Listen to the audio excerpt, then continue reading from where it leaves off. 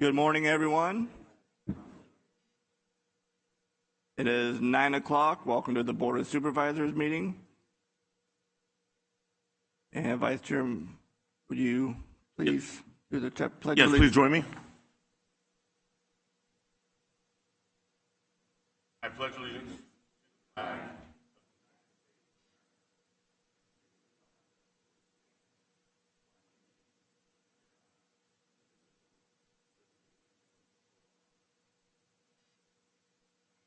Thank you, Vice Chair Villapudua. If you can all join me for a moment of silence.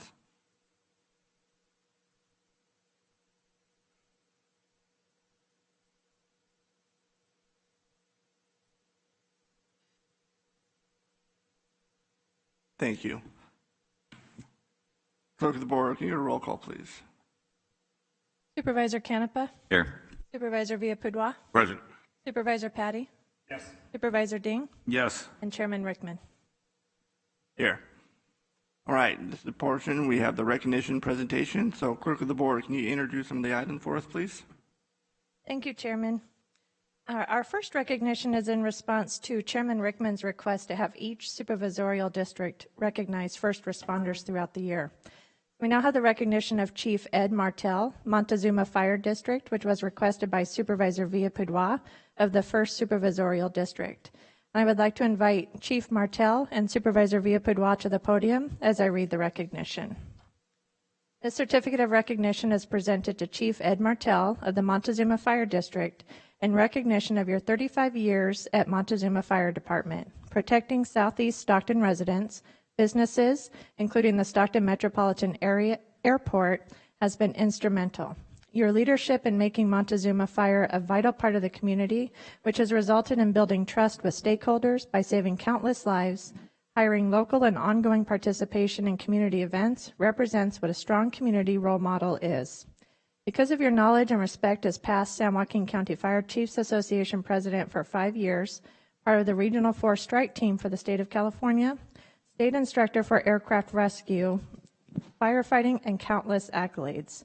The San Joaquin County Board of Supervisors thank you for your many years of outstanding service, presented the 7th day of February 2023. Supervisor Villapudua. Thank you so much, Rochelle. Well, good morning, everyone. So Chief Martell and I have a long relationship. We actually went to high school together. And Chief, I can tell you, you've done an outstanding job for our community and your department. I can tell you that Chief is very hands-on. Whenever we have an event in South Stockton, Chief is always there. During the last storm, we were together, Chris and I, with the Chief, and along with a lot of the staff, were filling sandbags to help our constituents. Chief, you've been top shelf, Chief, and I appreciate everything you do for our community. Would you like to say a few words? Yes, good morning, Board of Supervisors. Supervisor Villapudua, it's an honor to be recognized for such. I extremely appreciate it. As you stated, being part of the community is something we really cherish as fire chiefs, as all of my colleagues do. Want to make sure we're part of the community and really integrate with such. But a lot of it has to do with past and current supervisors, and I hope futures, that I've been able to build relationships with and work hand in hand. And I want to state that ever since I became a fire chief back in 1994, which is it's some time now, I want to state that every supervisor I had up here has been very supportive of my fire district. And there's no words to express my gratitude to such, but every single one from 1994 on up. I've been very active coming to these meetings since 2005, and all I can state is looking for a very great future up ahead with the new board here that sits here today. I thank you very much, and thank you once again, Supervisor Villapudua, for recognizing me. Well, thank you, Chief. And you can tell everybody that I'm your favorite if you like. Yep.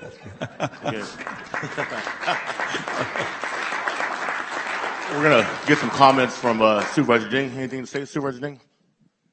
Just thank you for your service. And who's your pick for Super Bowl Sunday? Well, my Cowboys are out, so we're just going to be watching the commercials. Supervisor Patty. Thank you, Vice Chair Villapudua. And even though you were our fire chief's football coach when you guys you were at the same school at the same time, and I appreciate that Chief Martell has said that I am his favorite supervisor, so I appreciate that, Chief, and this is going out on the limb there. But honestly, Chief, I really have to say and compliment what an example you are, and how that not only trickles down, but it permeates through the department. And I've got people that are in Supervisor Villalpudwa's district that have a car breakdown or something happens, and guys at the station, they see somebody needs some help, and they go over there and they help. They're on the call, above the call of duty, perhaps, and they're always there to lend a hand. That's a culture from the top down, and yourself and other chiefs and those that serve the public in so many capacities, that you're here, you're engaged at our board meetings to kind of listen, see what's going on, and give advice or to just to engage with the community on a continued basis. So it's a great example of leadership, and I appreciate it. So thank you very much. Supervisor Canepa. Thank you. Ed, I look forward to meeting you and getting better acquainted with you. I mean, our paths have crossed, and you're always everywhere in the community, so I commend you on that. I mean, every parade and every event, so you're out there representing and proudly representing. So from what I've seen, your dedication obviously is bar none, up there with everybody else, even political leaders and the parades and the events that I've seen you at. So from what just our paths that have crossed, I appreciate it, your commitment and dedication. Thank you. Chairman Rickman. Thank you, Vice Chair. And Chief, great to see you. You hear every meeting, pretty much. So we appreciate that. It's always nice to look at the audience and see you. And it's funny what our Vice Chair and Supervisor Patty mentioned, because you just told me last week that I was your favorite supervisor. But and I'm also sorry that you're a Cowboy fan. I mean, you've had a very tough time. Can we pull that recognition? But hey, I'm a Raider fan, and you see how my team does. So, but I just want to say thank you for all the work that you do. I want to say thank you for, this last month with our storms and our flooding and the great work that you and your department has done. It doesn't go unnoticed. And, if anybody have seen this board, public safety is one of our top priorities. And with that being said, thank you for taking care of the residents of San Joaquin County. We appreciate it. God bless. Chief, I have a certificate for you. If we can take a picture together, great.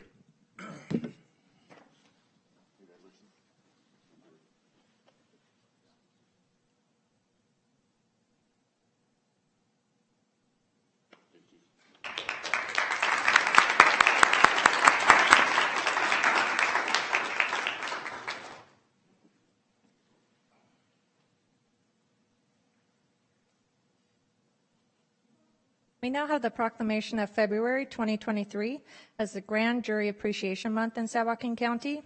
And I would like to invite Lou Meyer, San Joaquin County Civil Grand Jury foreperson, to the podium as I read the proclamation.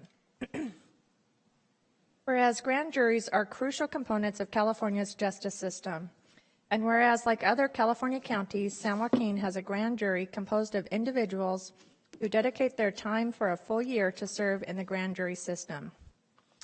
And whereas the primary duties of the San Joaquin County Grand Jury are to investigate and report on local government operations to assure that the responsibilities of these government entities are being fulfilled efficiently, honestly, and in the best interest of the public.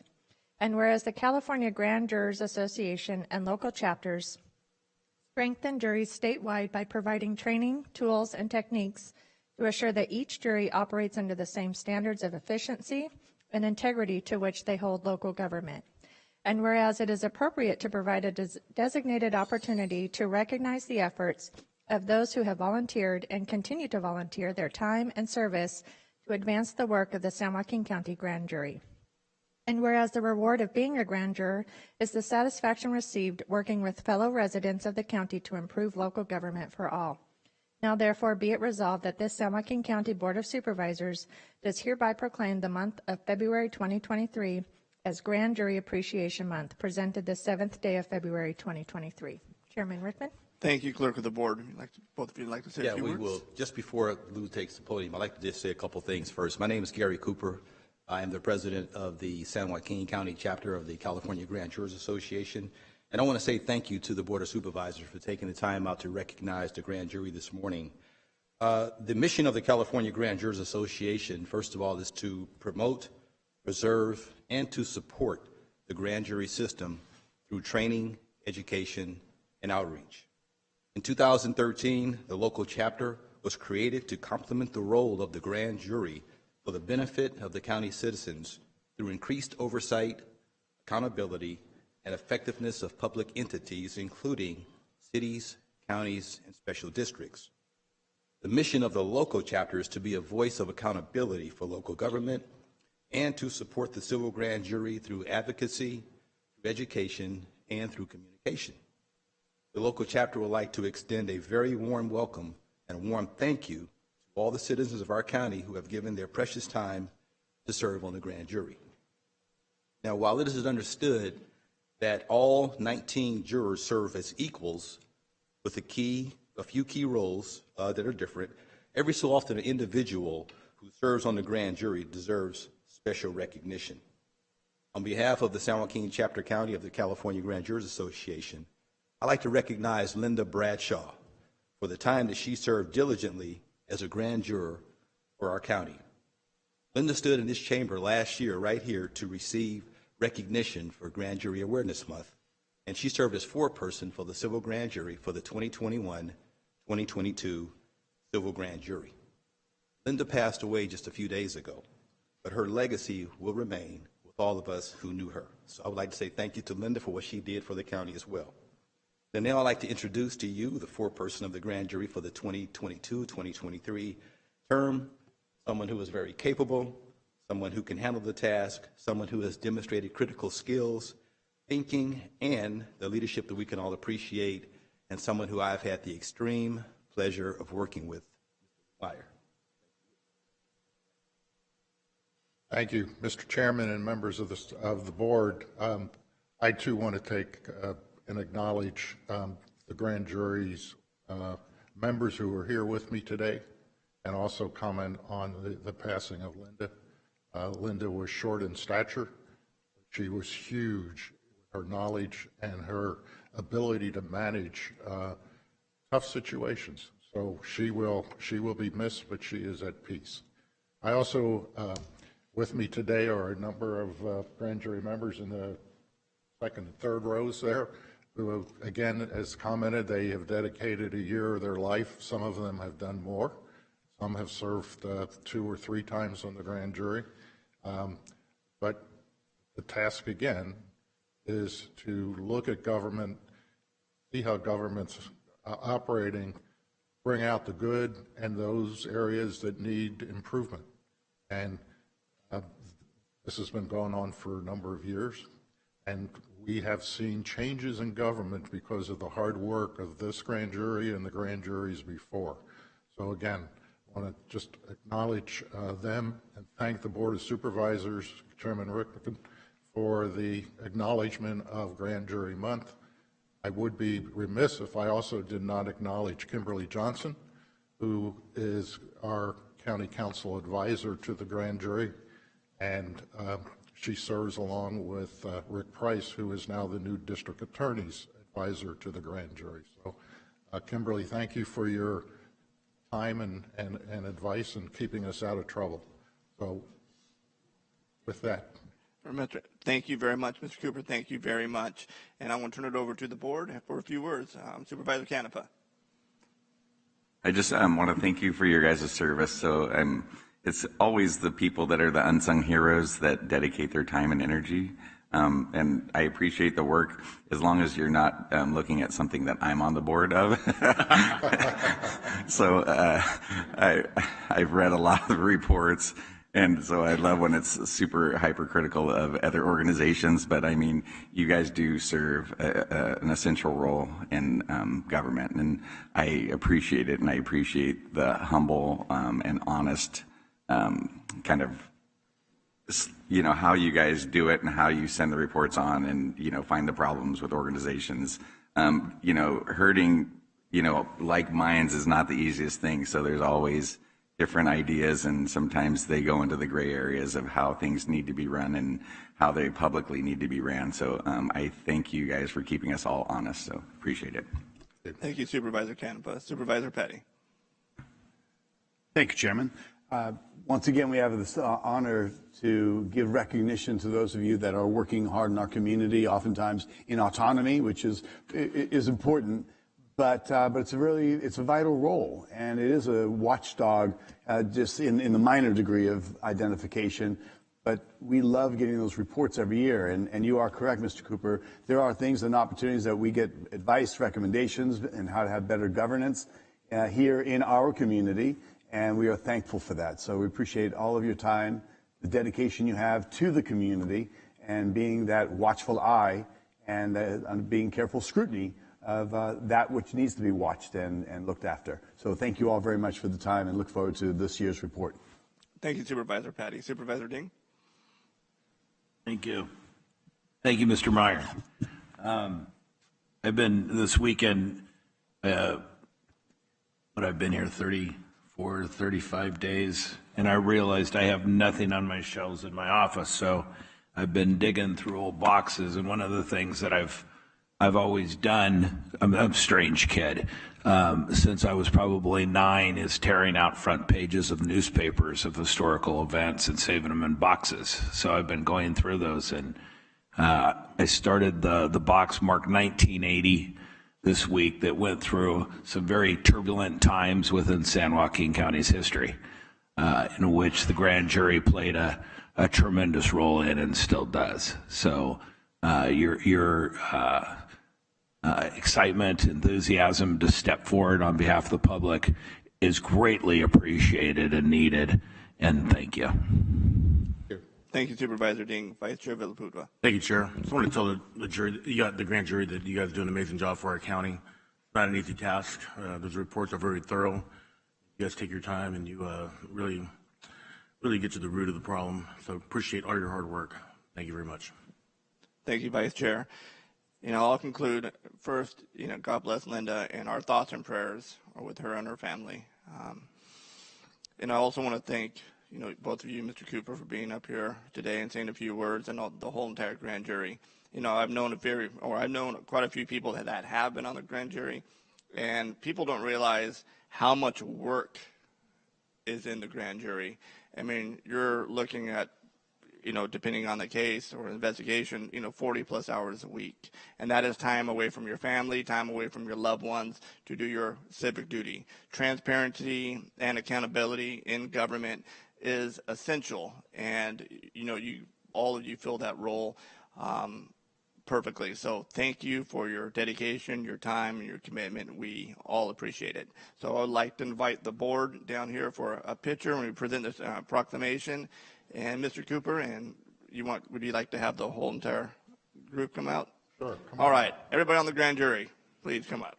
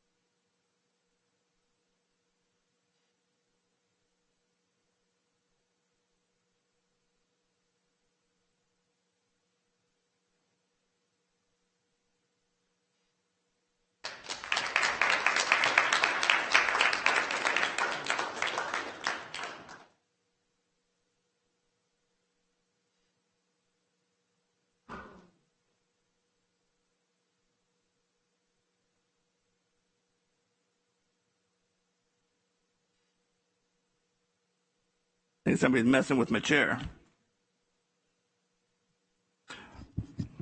And the grand jury's here, and you saw that? Somebody messing with my chair? All right, we move on to public comment. Now the time for public comment on matters within the jurisdiction of the Board of Supervisors that are not listed on the agenda and minutes, appointments, consent calendar, and closed session items. We request that you fill out a comment form if you address the board in person and or in the back of the room. And there is a time limit of 3 minutes for public comment. Now, with regard to public comment, the law strictly limits the ability of the board members to discuss matters not on the agenda. So this is not an appropriate time to have a discussion with the board regarding your comments. We ask that you refrain from personal attacks during your comments and that you address all comments to the board and not the audience. And comments from the public may not reflect the viewpoint of the Board of Supervisors. So I have quite a few cards here, and we'll start with the order that I received them. Mr. Jim Hicks.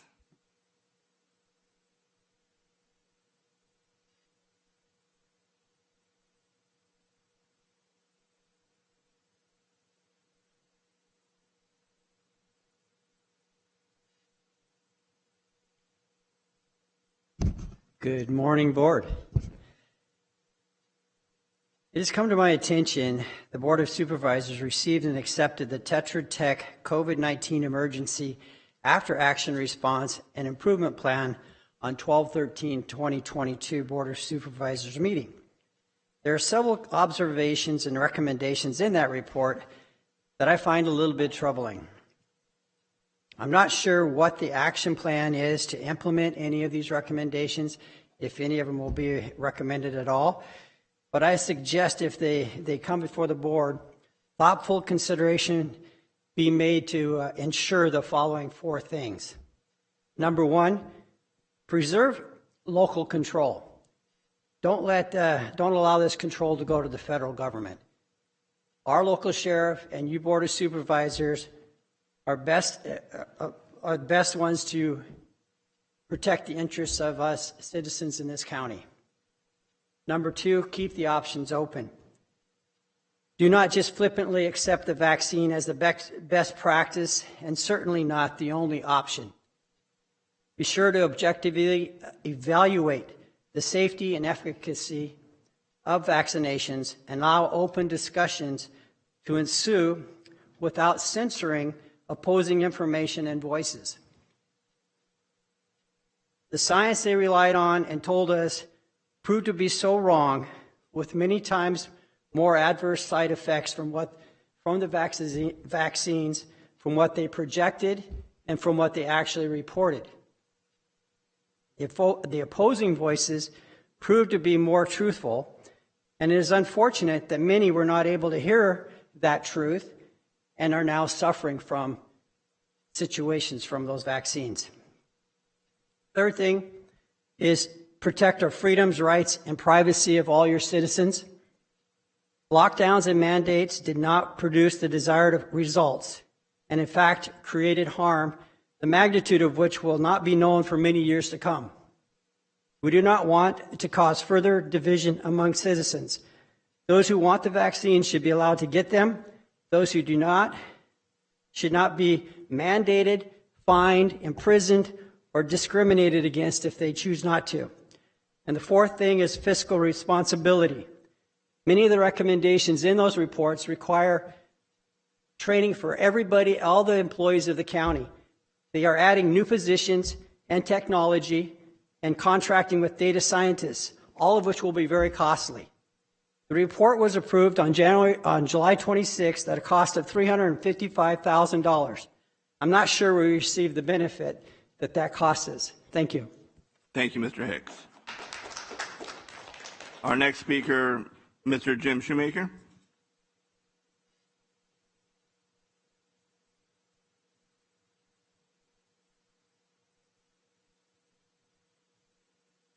Good morning, Board. Good morning. Well, as you just heard, we're talking about COVID again. And the issues we're looking at here is with this pandemic response that was put together by Tetra Tech. Our concerns, and you'll hear more, is the intrusion of the federal government into the local system. I don't want to see my Board of Supervisors relegating their responsibility to the federal government, and actually I don't even want to see them relegating it to the state, or as incompetent as they are. During the COVID situation, we had, as far as I know, one supervisor. 2 of you are new, but one that actually took action within 3 months of this pandemic, and I got to give Tom Patty credit for that. The issue that comes together here is, as we stood up to fight this and come against it, as what was mentioned, many alternatives to what the federal government was telling us worked, but that wasn't what their agenda was. We need to protect the citizens of this county. That's your job.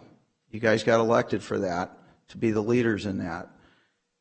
All I can see, this report being 114 pages, so much in this report keeps going back to increasing the size of government. Well, one, we all know, if you've owned a business at all, that government is the problem. Business and individuals can make choices for themselves that best suit them, just as businesses need to make the best choices to stay in business. Our government put so many businesses out of business and then tried to pay off everybody, and as we know, the corruption of the money and the trail of the money hasn't been followed either yet. But it is a nightmare. I do not want to see this county create another agency to sit here and oversee something that the federal government wants us to push. We already have the ability. We have a good sheriff. Our fire departments in each community all have mutual agreements.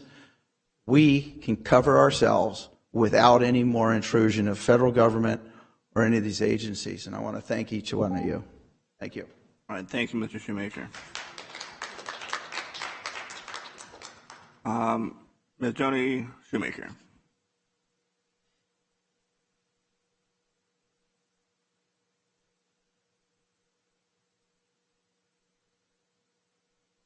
Morning. Good morning. Have you ever wondered why workhorses and show horses have blinders on? I wondered. They're not just for looks. They're to protect horses from getting distracted when they're on task of a job. It keeps them calm so they don't get distracted. So in the wild, horses, they sense danger not by their hearing necessarily, but by seeing, they turn, and when they see danger, they run. So we're like that as people. We put blinders on, and during COVID, we all were told to listen to a narrative. And those who wanted to listen or did research on their own and came up with other ideas to protect themselves and stay safe, we were labeled, people were labeled. And if you didn't go along with what that narrative was saying for people to do to stay safe. And my question is to the board too, will you be putting blinders on for our community, or take the blinders off and allow, other options to be made for people? Don't put pressure on to be doing one narrative when there are many.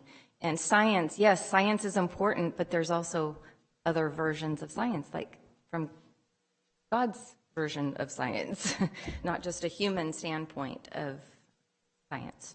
So anyway, I hope that you will all be reading that full report, the full report, not just portions of it, because we can't just stay on one narrative. For our safety as a community and a people. We're free people, and we have choices to make. So I hope you make the right ones. Thank you. All right, thanks, Ms. Shoemaker. Our next speaker I have as Lauren.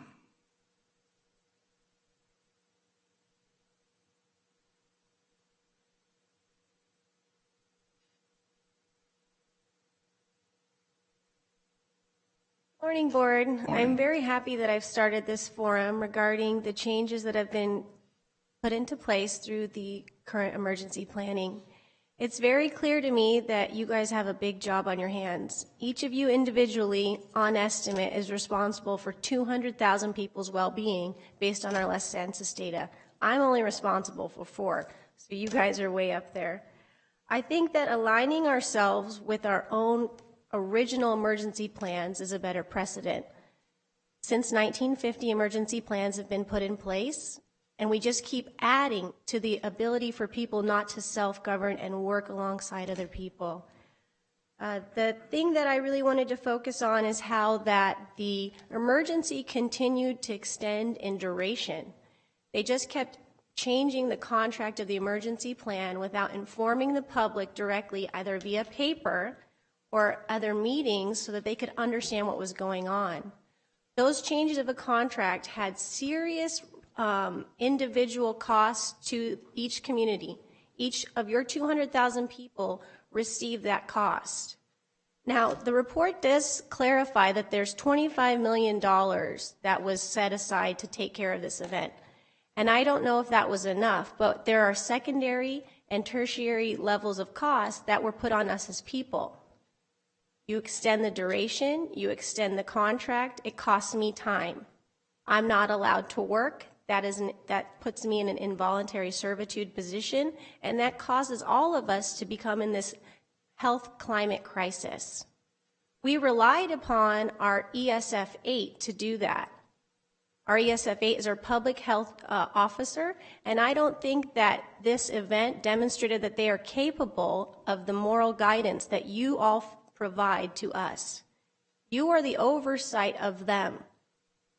If you give away that to the federal government, we're in big trouble. I put together a listing of the recommendations that aren't in the contract language because it's very hard to understand what's going on here. It's really scary to think that a federal agent, an FLEO, designation ESF 13, can come into from the Disaster Council and take over the role of all of our federal agents. There is an ability for you 5 to maintain control and it still be safe. And if you take that time to trust in yourselves, we'll be better off. Thank you so much. All right, thank you, Lauren. Next speaker is Celeste Case.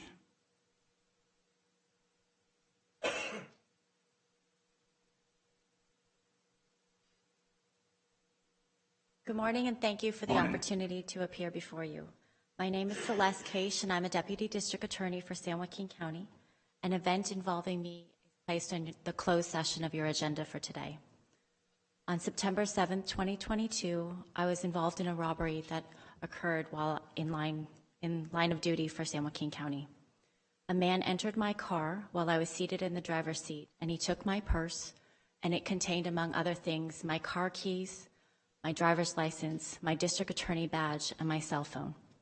It was an extremely frightening situation, and I was left stranded in Oakland with no phone to call for help and no means to get to someplace safe. Although my locks in my house were eventually replaced, I was left physically and emotionally vulnerable. The County Administration Manual allows for employees to be reimbursed for property lost or damaged in the line of duty. There is blanket authority for reimbursements up to $500. In excess of that amount, it requires approval by the Board of Supervisors. The District Attorney's Office has been extremely supportive, and they went to the Deputy County Administrator and asked that my claim be paid in full.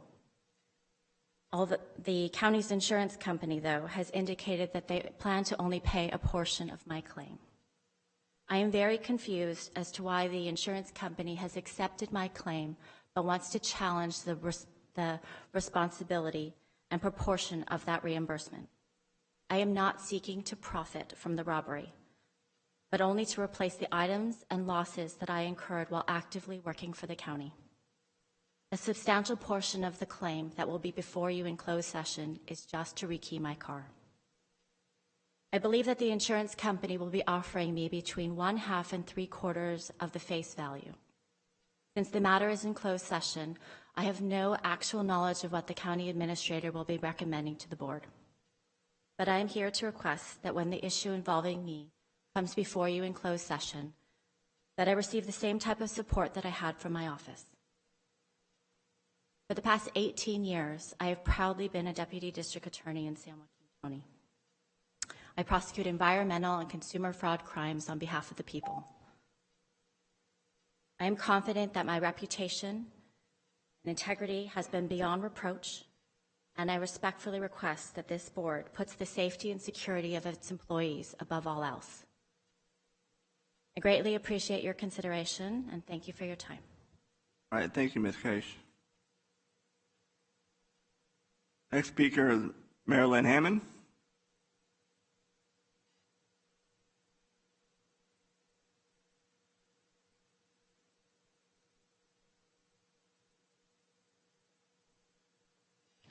Good morning, Board. Morning. I'm representing many people who could not be here today for many honorable reasons. I believe you will see them in the comments, the online comments today. I encourage you to look at those comments. We are educating your constituents, and we're paying close attention as to how this board is governing our county. I want to start by thanking you for the way you stood in the past. For example, an injection passport that would have stifled our economy even further during the pandemic. We are frustrated that the U.S. and California governments, the media, and big corporations censor us and refuse two-way conversations regarding the dangers of this injections, while pharmaceutical companies are making billions of dollars on a continuous basis, using American citizens and their children as lab rats. Now we are seeing that through a new report by Tetra Tech, that plans have been adopted. To what extent, I don't know, but they are in process, if I understand it correctly. That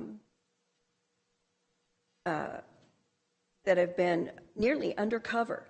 They were adopted at Christmas time without giving fair time for we the people to understand or give our input. How is it that you did not give the newly elected board members time to evaluate this report and weigh in? The stealthy adoption of this plan goes beyond censorship to silencing our voice.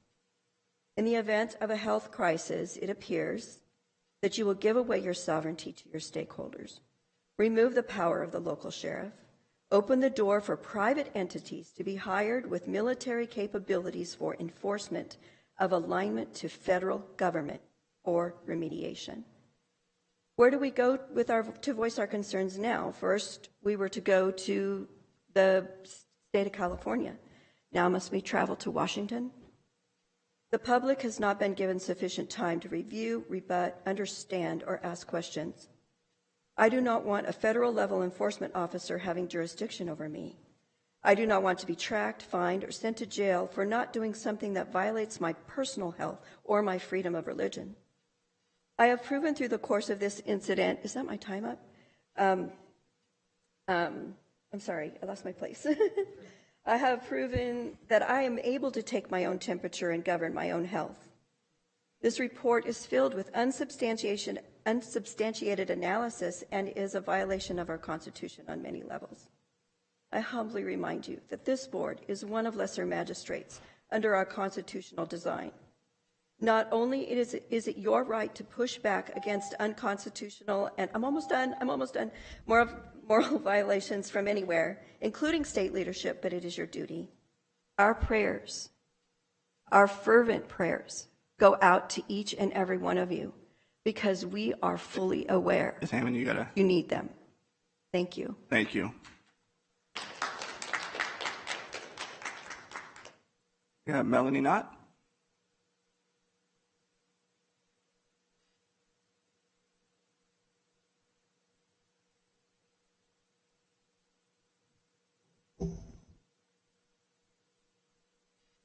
Good morning, Board of Supervisors. My name is Melanie Knott. I'm a resident of San Joaquin County. It's come to my attention that the San Joaquin County Board, not to include the two newly elected supervisors, Canova and Dean, had started the proposal for a COVID-19 pandemic response after action report improvement plan back in December of 2022, conducted by an outside third-party company, Tetra Tech. It's a lengthy report in which I haven't fully read through the analysis, findings, and recommendations. I'm concerned. I'm highly concerned. This grave matter appears to have been done in the cover of darkness, without any public knowledge, public comment, nor consideration by your constituents in San Joaquin County. I have so many questions and little time. Initially, like we all were told, 2 weeks to stop the spread. Don't sing in church, comply, or you may kill grandma. You're sick, have COVID, you just don't know it. You're asymptomatic, you're spreading it. Test, shove this swab up your nose. Shut up, mask up. Why can't you just comply to help us stop the spread and get back to normal? During this time, I was illegally walked off my job, harassed, and discriminated against, pending a religious exemption. I call that harm. As a Christian, I stood in faith on God's word, Psalm 91, where my God said he wouldn't let COVID or any plague touch me. My God's word is truth, and he was faithful to perform his word in my life. From March 2020 to the present, I was never sick. The COVID-19 pandemic response, draconian restrictions were created on lies and were harmful to me, my family, loved ones, and friends. What the devil meant to harm me, my God has surely turned it around for my good. I'll close with this. The little I've read of this report and plan appears to be a one-sided narrative regarding COVID-19 pandemic response with one-size-fits-all recommendation from the experts. A prognosis that needs a second, a third, a fourth, and maybe even a fifth opinion from experts. I oppose this COVID-19 response or plan or report, and I strongly urge you to make a resolution and or get this matter back on the agenda. Thank you very much. God bless you all. I'm praying for you. Thank you, Ms. Knott.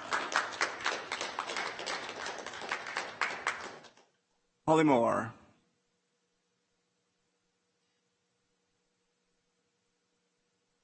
Good morning. It's time to clean the voter rolls. Who should logically have access to the rolls to add and subtract voters and fix problems, etc.? Obviously, the ROV, maybe the Secretary of State. Unfortunately, the DMV does. They can add people due to voter laws. There's a fourth group that will shock you. They are third-party voter roll managers. Who are these people? Usually they're nonprofits and NGOs. Why do nonprofits have access to our voter rolls? Would you have the Red Cross access to your voter rolls? No. So which nonprofits in San Joaquin County might have access to our voter rolls? For a start, let's take a look at the 5 nonprofits specifically invited to the logic and accuracy test of our voting machines on October 7th before the 2022 elections. They were the Chamber of Commerce, the League of Women Voters, the Asian Americans Advancing Justice, El Concilio, and the NAACP. Those are the nonprofits. I don't know if these specific nonprofits have access to our rolls, but which ones do have access to our rolls, either locally or at the state level? Voter rolls are meant to be secure. How do we know what those nonprofits are doing? Do they change information? Can they add and subtract voters? How much access do they have? Can they insert code in our rolls? Whoever sees these nonprofits, we can't just let them have access and hope they aren't doing bad things. As non-elected bodies, they have no accountability to the public. We need to find out who has access to our local rolls and hold them accountable. Every keystroke must be monitored. Why? Did you know that in a nursing home in Lodi, every resident who we found who was registered to vote had an incorrect birth date? Every one. Each one was off by just 1 year. That's not a coincidence. Someone had gone in and changed them. And why is this important? Because when Betty Jones, born in 1920, dies, the ROV receives a notice from the state that Betty Jones, born in 1920, died. But the problem is that Betty Jones on our voter rolls had a 1921 birth date, not 1920. Betty will therefore not be removed from the voter rolls because according to our inaccurate records, this is a different Betty Jones because of a differing birth date. This is crucial because now Betty can be used as a ghost voter. Her ballot will continue to be mailed to the nursing home where it can be harvested and filled out for years to come. This is the basis of voter fraud. One digit makes all the difference. The rolls must be pristine. That's impossible with vague nonprofits accessing our rolls. The only way to fix this is to require voter ID. Also, we need to restrict access to our rolls to only the ROV's office. Rolls must be maintained locally, so there's a chain of custody with a specific password linked to a specific person, so any illegal actions can be followed up on, and that person held responsible and prosecuted for fraud.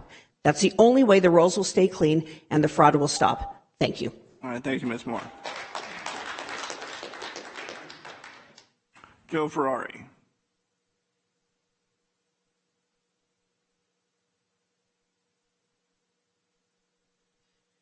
Good morning, gentlemen. I rise in opposition to the COVID-19 Tetra Tech Pandemic Response Report, especially its improvement plan, Section 8, or Section B. Have all members read it in its entirety? Your predecessor board voted to abdicate your authority to the Health Department and your sovereignty to an ESF-13 federal enforcement officer during a pandemic health event. Are you aware of this? I am against how this now sets a stage for a federal agent to tell our sheriff or police that they must stand down and no longer protect us during a declared health event. I want the sheriff to protect me and not a federal agent to abuse me for 3 more years. Putting the CDC in power over us is a really bad idea. The CDC's negligently persistent pushing of untested mRNA experimental gene therapy injections with 1 out of every 800 jabs resulting in injuries or death, myocarditis, and blood clotting would have harmed more people if they were forced to take them against their will. I do not want the CDC to assault myself or loved ones with a medical injury and locally persecute us in violation of the Nuremberg Code by forcing it on us through county mandate and threat of jail or fine. That very code was written to prevent a mass replay of a cruel, forced, Dr. Joseph Mengele-esque Nazi science experiment on humans. Until now, conscientious objection was never a crime. Even mRNA's inventor, Dr. Robert Malone, now stands in opposition to using these DNA-altering shots on humans. He sees them for what they are. This violates the county's code of conduct and integrity since the previous board has tied the hands of the current board's pandemic response, as well as the violation of the First, Fourth, and 10th Amendments to the United States Constitution. I want to make my own health decisions. Please vote against funding tied to this plan. Scrap this proposal now. Commission another study with more and better data. We want input and not subterfuge. The actions adopted by the board were not given informed consent. The board is not required to go forward with it. The plan is flawed and echoes the woes of the Fulgent Genetics case. Save your authority while you still can. Thank you. Thank you, Mr. Ferrari. All right, move on to our next speaker, Carla Harmer.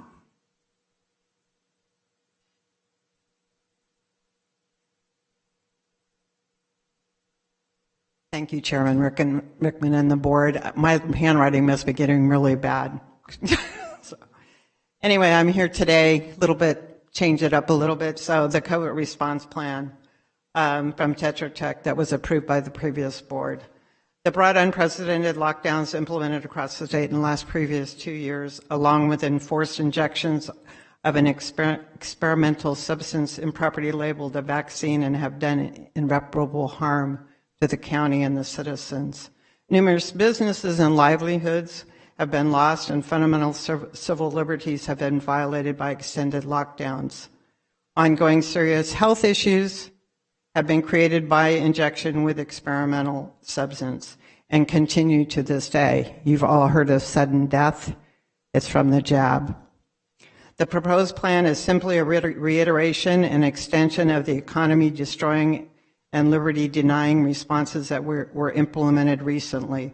The methods proposed have been shown worldwide to be ineffective at controlling the spread of the pandemic. The falsely named vaccine has been shown to be ineffective in providing protection, preventing spread, nor improving outcome of the infection.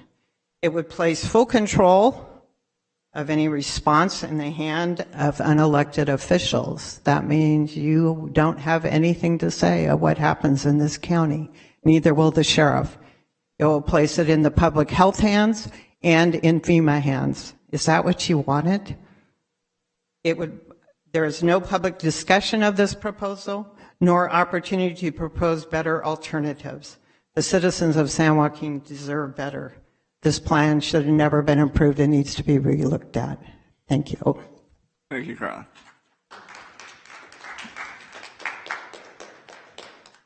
All right, that is all the public forum comments I had. Anybody else wishing to address the board?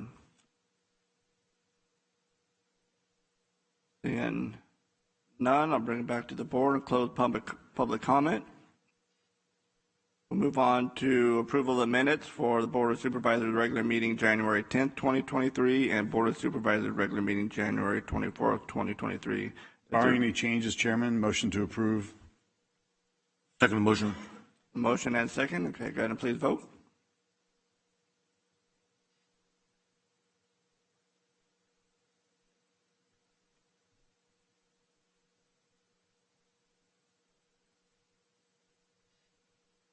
If you haven't voted yet, there's missing somebody.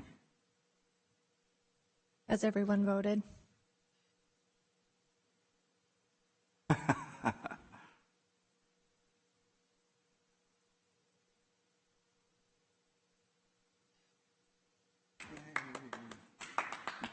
All right, it has passed 5-0.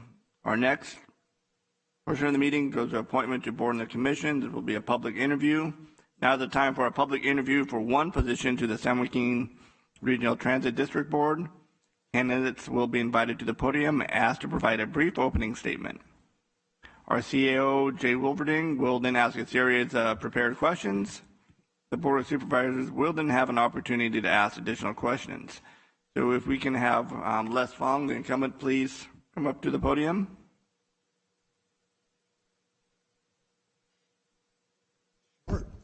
You can also have a seat over there, sir. Well, go ahead and you can just stay at the podium for right now. And thank you, Ms. Fong, for being here. And at this time, I'm going to invite you to make an opening statement. Oh, thank you. Thank you, Chair Rickman and County Supervisors. I appreciate your consideration for a reappointment. The Transit District's very near and dear to my heart. I think this is my 12th year serving, and it's just been a wonderful experience. You know, many people ask me, well, why do you serve on boards and commissions? And I remember growing up, my dad had an advertising agency. As a matter of fact, he worked on Canopus, right? And we had Bank of Stockton for 32 years. And I remember growing up asking Dad, when I grow up, I want to be just like you. And he actually said, no, you really want to be like, the Eberhards, the Bank of Stockton people, or Fritz Groupie, or Alex Spanos, and not so much for the companies that they built, the millions that they've done, but really for what they put back into the community. So I've always took that to heart. What can I do to give back to the community? So you reappointed me to the Workforce and Development Board, which I appreciate. So I'm able to help with redeveloping the workforce. And now with the Regional Transit District, I feel I'm doing some good for the community. So thank you for the reconsideration. All right, thank you, Mr. Fong. And if you could just wait there for me, we're going to turn it over to our CAO, who's prepared, and he'll proceed with some questions for you. Okay. So, Mr. Willarding. Thank you, Chair Rickman. Good morning, members of the board. Good morning, Mr. Fong. Welcome. I'm going to ask you a series of 4 prepared questions, and if you could just answer them to the best of your ability, we'll go from there. All righty? Are you ready for number 1? Sure. Thank you. Okay, if you could, please explain your interest in the San Joaquin Regional Transit District, your qualifications, and your understanding of the role as a director. Okay, great. Yeah, and again, as I mentioned earlier, it's, I want to give back to the community. When I first started, it's been 12 years, I had thought that the role of a director was purely policy, right? That we're not supposed to micromanage, but help set policy. But in my years of service, I've determined, and it's much like the county supervisor roles, we're also the face of the agency, right? So a lot of times, what we do is we connect dots, we break down silos, and we advocate for the agency. A lot of things that staff does not have the time to do. A prime example is at a board meeting, the maintenance director said, we want to do training, more and more training, because 50% of all employees in the transit industry are at retirement age. So there needs to be training on the transportation industry. So I happened to, because of the Workforce Development Board, knew Kathy Hart at Delta College. So I connected them and helped institute an apprenticeship program for bus maintenance. I've also spoken to the County Office of Education on the job opportunities in transit, and not just our agency, but all transit agencies. Because a lot of times, one of the questions, we would pose to students is like, how many of you have aspired to be in transit? And nobody raised their hands, mainly because in transit, they think in terms of, oh, I don't want to be a bus driver. I don't want to work on diesel engines. But it's more than that. We've got schedulers. We've got marketing people. So there's a lot more that we do in transit. So being a director, we're advocates for the agency. Thank you. Question number 2. Could you please share what you believe are the primary objectives for the Regional Transit District? Primarily, our mission is actually to provide safe, efficient transportation for our residents. Right? A lot of times, we are the only method of transportation, especially for the seniors who can't drive, the handicapped, students, but it goes beyond that. Transportation, moving people is one aspect, but another one is emergency services. I gave a report to COG. We helped 64 people from Ocampo during the floods move them over to the Lodi Grape Festival because of flooding. So we provide emergency services. The other thing we do, we provided 18,000 pounds of food at our Stuff the Bus drive, helping the community. That's 29,000 meals that we help provide. So we go beyond transportation. We actually give back to the community and also provide good paying jobs. Thank you. Next question. What do you believe are the biggest threats to public transit? Right now, funding. We're doing a lot with limited dollars. Competition. We've got, again, we're competing with ACE, with the New Valley line. So there's competition. Also, we're overcoming COVID. We're at 60% of our pre-COVID levels right now. Our BRT routes are running about 75, so we've got a ways to go. But right now, it's funding and make sure that we have a steady stream of income to maintain services. Okay, thank you. And last question. What is your understanding of the future of public transit? Beyond, I joke with the CEO, are we going to have flying buses? Right now, with the way CARB is going, we're looking at hydrogen fuel cell technology. We're looking at zero emission buses. We're looking at all electric buses. We're also looking at autonomous vehicles, right? So as technology advances, rather than having everybody have their own vehicles, perhaps what we become is the the storehouse of these autonomous vehicles. Because 80% of the time that you own a car, it's parked. It's not being utilized. It takes you from one stop to another and then sits there parked.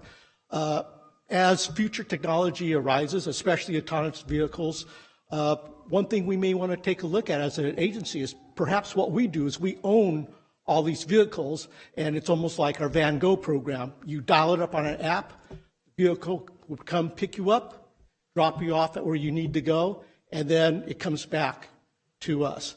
That way, a person doesn't have to necessarily own a vehicle. It's just on demand. So we're taking a look at different technologies, and as technology advances, we want to be on the forefront of it and make sure that we provide the most reliable service for our constituents. Thank you, Mr. Fong. That concludes my prepared questions. With that, I'll turn it back to the board. Thank you, CEO Warding. All right, we'll bring it back to the board for any questions or comments.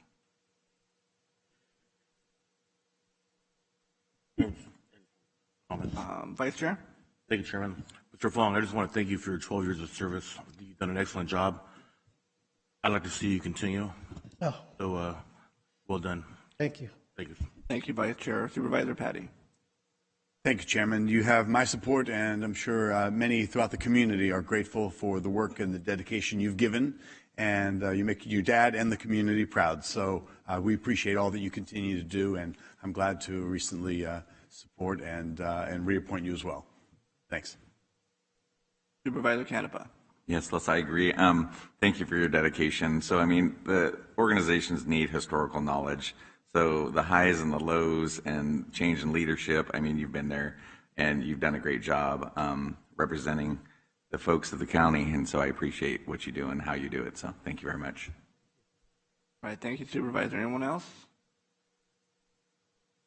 All right, seeing nobody in the queue. Mr. Fong, thank you for being here. I mean, I worked with you, for years, and, I had a chance to see you in action, Washington, D.C. on One Voice trip, advocating for RTD, and you have done a great job.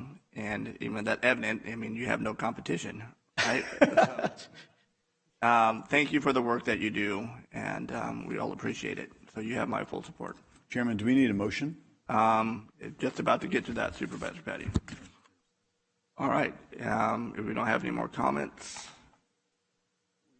I'll entertain a motion. Chairman, I make a motion to approve. I will second the motion.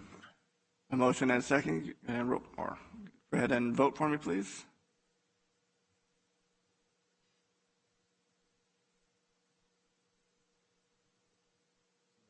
Mike Restuccia and Jay. All right, it's unanimous decision 5-0. So congratulations. All right, Pat. thank you very much. Appreciate it.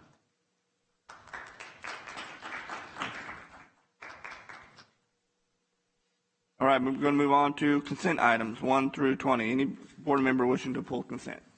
I'd like to pull item 16 from consent, please. All right, Supervisor Ding. Any other board members? 4, please.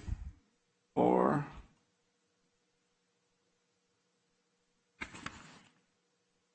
And seeing no one else, I'm going to pull item 7 and 15 for a quick comment. So we'll go ahead and start with item number 4 from Supervisor Ding. Supervisor Ding? That's me. I'm pulling item 4, Chairman. Oh, okay. You're right. Sorry about that, Supervisor Patty. This is reviewing through County Counsel's office, adopting a resolution amending and replacing the rule procedures for the conduct of board meetings. We had talked about this publicly, and this was in the works to come back to us. I've got, I guess, Ms. Johnson, will you be the one that we direct questions to? Mr. Morris worked primarily on the rules, so Okay. he's here to answer any question. All right, Mr. Morris, thank you. I had a question and a little concern. I wanted to bring this to the board's attention and we could talk about it. But I believe we still have a period of time that would be a bit more than what I've seen in the past as would be necessary. So right now on the front of the page under Rule 14 is being proposed, I believe, unless this is just here for discussion, but I believe it's being proposed to amend and clarify the board may direct specific items to be placed on the agenda by submitting board materials to the clerk of the board no less than 10 days prior to the scheduled meeting. Problem I have with that would be, let's see, that we're looking at roughly a Friday before 2 weeks of the meeting. So, we're looking at roughly almost 20 days. So I've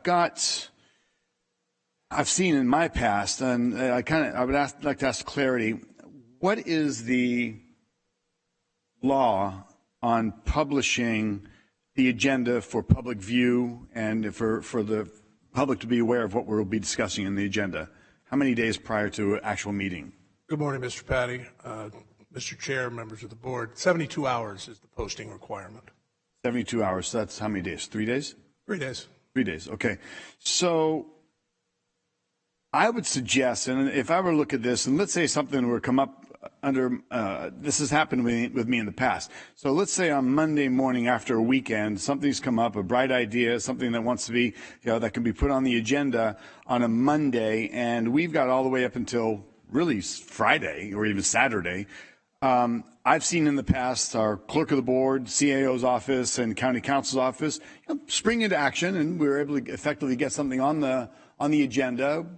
A couple of amendments here or there, and may not be the best or normal or preferred practice, but it's responsive to an issue versus having to wait. Essentially, it would be 3 weeks later. And in my instance, I've seen, and coming from the private sector, I like to get things done. Time is money, and especially when we as representatives of the public, and they are the private sector, and if there's something we can do through our government that makes something streamlined and better, I would be more in favor. What I would propose, and I'm not certain, I think we could do this however we might want, but I would suggest like 6 days. So if I were to have something on a Monday or a Tuesday, and it gets worked on and it's refined and finished by Wednesday night, and it's printed on Thursday or Friday, I mean, that seems to me like it would work fine. And again, this is open to the board for discussion, but as I've experienced in the past, I find that to be beneficial in my office to get things done on the agenda. So, Chairman, I wanted to open that up for discussion before we went through a consent, and if there was an opinion or a concern. I'll offer a couple of comments, Mr. Patty. First of all, currently as the rules are drafted, the agenda is intended to be published on the Wednesday prior to the board meeting. However, as you know, and as every member of the board knows, exceptions have been made. The agenda doesn't typically get posted. This rule was a proposal on my part to try to create a guideline for the board that takes into account the needs, desires, and workloads of the clerk of the board, the county counsel's office, and the county administrator's office, and any other departments that might be affected. There are obviously circumstances that arise, as you indicated, brilliant ideas on Mondays, Tuesdays, it happens. Those are not necessarily accounted for in this draft, and we can do so if you're so inclined. However, these rules are primarily intended as a guide. So there are always exceptions. There are also, and that is accounted for in the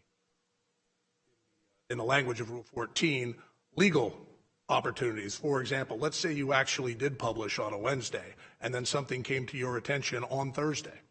There is a mechanism in the law, I believe it's in the government code 54954.4, whereby I believe we actually did it most recently with the January 4th meeting in order to declare an emergency. So there are circumstances that the law allows. This is purely guidance. If the board is inclined to allow itself a little more time, obviously you can do that. You're the Board of Supervisors.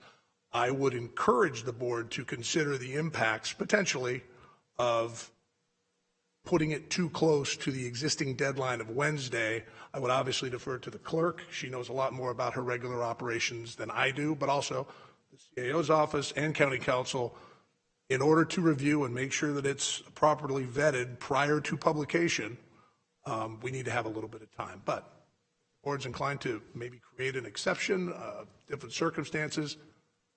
You could do that. I think the guidelines are drafted as rules. Robert's rules tend to take the lead, but it's guidance. So again, this was my idea, so to speak, after consulting with a few of you and also with Ms. Johnson, Ms. Merrill in my office, the clerk of the board. But it's flexible. These are your rules.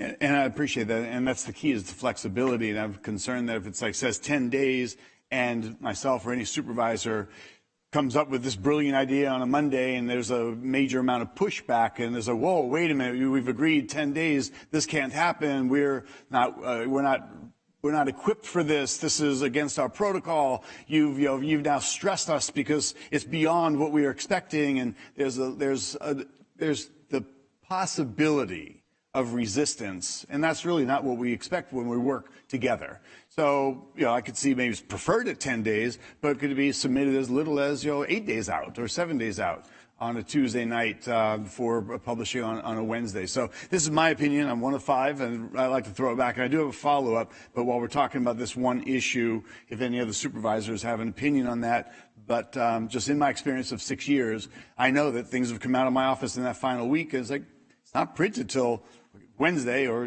oftentimes maybe it's out Thursday for when I see it. So that gives me, several days, in my opinion, to work something in with staff, with what's in. There's times it comes back and county, the administrator's office may say, well, hold on a second. We need to take a deeper dive into this, and let's, it would be better suited if we can flush it out for the next meeting. And that's perfectly agreeable. That's not a must do. But I just like to see that flexibility, not a hard line 10 days, and then we get resistance from departments or staff because we're within the 10 days. That's my opinion on it. All right, and I do have a follow-up, Chairman, on this same issue. All right, thanks, Supervisor Patty. Supervisor Ding. Thank you.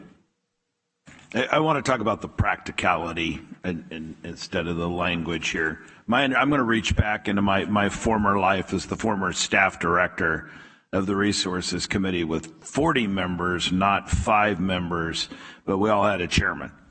And when the chairman said I could put any guidelines I wanted, and the chairman said, you will put this on the agenda, it's put on the agenda. It's pretty simple. My understanding, Rochelle, is it's not just the members, it's half the departments that report to Jay, or half of them report directly to the Board of Supervisors, and everybody, I tend to disagree with Supervisor Patty on nobody's ever had a brilliant idea on a Monday. So I want to make that, for a point. But the flexibility, the members through the chairman should be able to put anything they want as long as it's within legal requirement. But as I can tell you, as the former staff director, there's more than just printing it on a piece of paper. I mean, you've got to run this through all the departments. You've got to run it, especially when the ideas of the agenda items come from, Department of Public Works or the Department of Health or what have you. There's a lot more staff legwork that needs to be done on this. I think, Supervisor Patty, your main concern, and correct me if I'm wrong, if you want to put something on the agenda, you're free to do that up till the legal guideline. And I mean, obviously you're going to have the foresight to understand they need a couple of days there. But these rules do not limit an elected member of the Board of Supervisors, and correct me if I'm wrong, Rochelle, from going to you on Tuesday, Wednesday before and say, the chairman, I've talked to the chairman and the chairman approves, or you can do it, or whatever checklist with the plumber and the ice cream maker and put it on the agenda. But these don't restrict the elected members. This is more of a guideline for department staff and everything else so that you can get the legalese taken care of. Just for clarification, Supervisor Ding, you are correct. Board members do not actually need to go through the chairman. They can request of my office, county administrator, and county council to put an item on the agenda.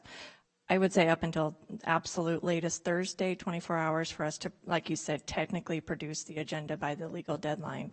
Departments are still asked, but again, not required, to adhere to the guidelines so that there is proper review of their items. So I think this rule only applies to the Board of Supervisors. There's no, I want to say rule, but there are guidelines for departments as far as submitting their item to the county administrator in advance for review. But again, departments are not typically turned away, as County Administrator Wilverding, for submitting late items. They're usually gone through as well. So to Deputy County Counsel's comment, these are guidelines, not hard, fast laws or rules.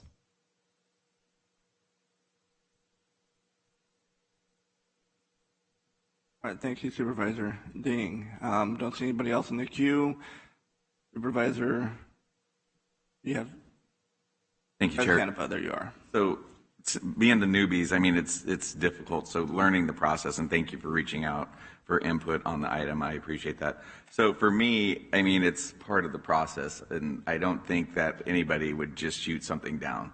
So, I mean, I guess it's kind of moot. The day thing is in there. I don't know that it has any teeth with it, so I don't know that that makes a difference. But I mean, if we need to change it to 6 days or what have you, it seems like the clerk has been more than willing to accommodate whichever our requests are and how we do it. So I agree with the protocol, because there's certain things that we need to do, because obviously doing people's business in public makes sure that we have everybody's, making it legitimate so that we don't open ourselves up for liability.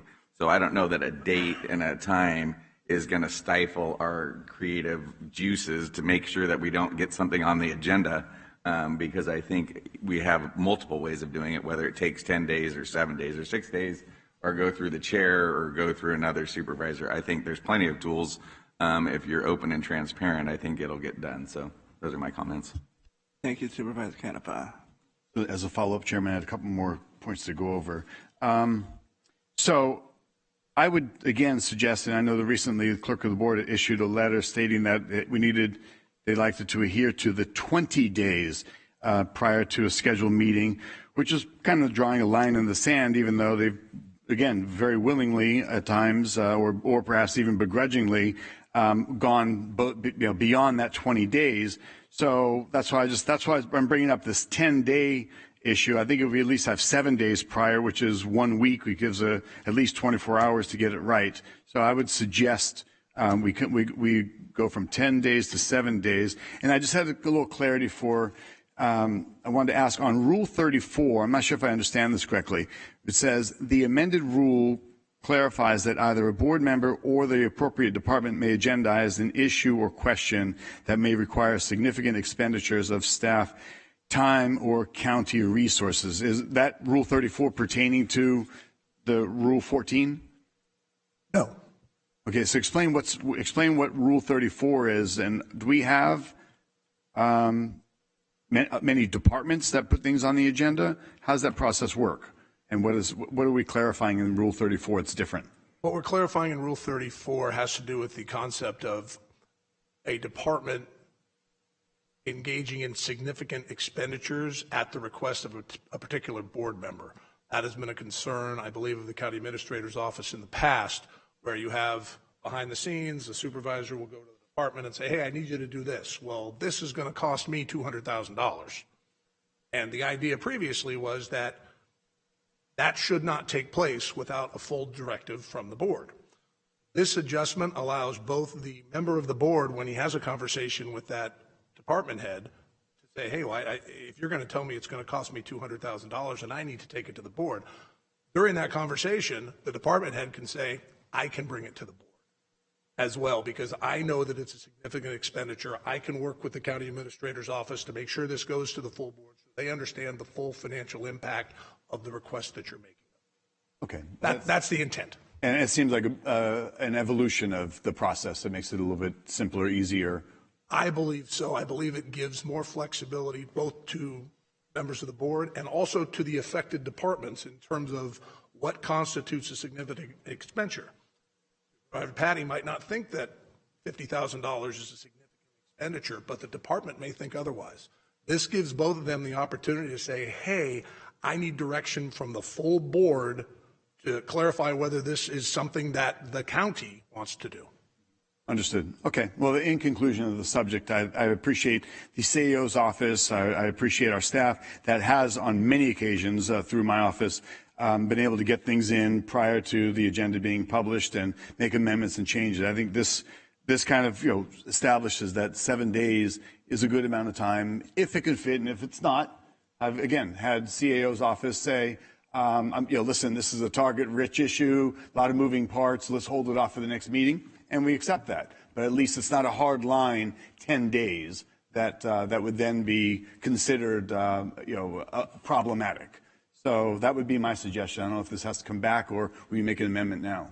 I would defer Supervisor Patty to Ms. Johnson, but I believe that the recommendation could be amended by way of a motion to accept the recommendation, with the exception of making 7 days the number in Rule 14 instead of 10. Okay. So should we have, asking County Council, should we pull it separate, do a separate vote on this? Yes. We can do a separate vote, but we still have somebody who wants to speak. Sure. All right. Are you done? I am. Thank you, Chairman. Right, thanks. CEO. Thank you, Chair. One of the things that I just want to point out, I believe that the part of the motivation behind the 10-day in there is because we have an agenda review, which is the Friday preceding the week of the board meeting, which is 10 days. And what that does for those of you who've been in a chairmanship before is it gives us the time to compile the most amount of items on the agenda for review with the chair before the board meeting. And this way you don't have a dozen items that we sit down when it's the chairman, me, county council, and the clerk of the board, and we go through the items that are going to come before the meeting. And this will, it facilitates more items being in that meeting for discussion. So if there is any questions or comments or more investigative work, that provides the chairman the ability to review that in advance. That's all. All right. Thank you, CAO. I don't see anybody else. Just real quick. I see what Supervisor Patty's saying, and this is one of the reasons that we're here. Yeah, this isn't law. I mean, but it is rules of this board that this board has to follow. And so in that aspect, being very stringent, and if you look at the language, right, words matter. So it says no less than 10 days prior to the scheduled meeting. It's in there. It doesn't say in any kind of leeway if you just look at the overall language. So that is concerning. And, what if we throw, because I could see in a future board or a complaint coming from the board that says, hey, this supervisor brought this here. It says specifically in the rules that he or she didn't bring this before the 10 days, and therefore he can't bring it. If he wants to bring it or she wants to bring it, that's fine. We need to go back to the rules and change it. That's something that could happen. And so with that being said, what if we insert a word, like preferably? That's something that gives you leeway. Mr. Chair, I believe that's something that would be workable, something along the lines of, I'm shooting from the hip here, but targeting 10 days prior, but no less than 7. And I also do want to make one point that I didn't make earlier, and I apologize for that. I want to clarify that the concept here is not a strict, hey, you've got to have all of your ducks in a row at this deadline, whatever we may decide that it ought to be. It's advising the clerk of the board with even so much as a outline of a board letter and the backup materials, so that at least the clerk of the board, the CAO, county council office can kind of keep the ball rolling at the earliest opportunity. But so I wanted to make that clear. But to your point, Mr. Chair, absolutely, that's something that basically, if you make it a range that encourages members of the board to submit the documents 10 days prior, no later than 10 days, well, no later, I don't want to say that, 10 days prior, but no later than 7, absolutely. All right, thank you. I'm going to yield my time to Supervisor Dean. I would like to have the chairman should have, this is the chairman's agenda. This is not staff agenda. This is your agenda. I'm thinking without approval of the chairman. So if there's a last minute, that way there's decorum within the agenda. If there's a last, minute thing that needs to be done, there's a check off from an elected official, not, supposedly staff. But if, something comes up, not asking to move heaven and earth, just water. Breads. Chairman, if I can. add that, and that way, it's not a big deal. Let's add it to, but it gives an elected officer a responsibility to evaluate. All right, thanks, Supervisor Ding. Supervisor Patty, you have something? Yeah, thank you, Chairman. Shocking as this may be, Supervisor Ding, it is possible and perhaps experienced at times that there is a degree of spiteful maliciousness by some people that might even be sitting in the chair position, and they can torpedo and stop something like that. So we baked in, actually as a board, we baked in a mechanism that really there isn't any more superior authority. No deference, with deference to the chairman and the excellent job he's doing, but we equally have, as supervisors, opportunity to put things on the agenda and let them get flushed out. And you may sometimes put your foot in your mouth because something's not ready, and that's up to you. But if you vetted it, and I've done that, I've brought something forward and it's like, nope, wasn't ready for prime time. But at least we have the opportunity to do so. Reclaiming my time, so noted.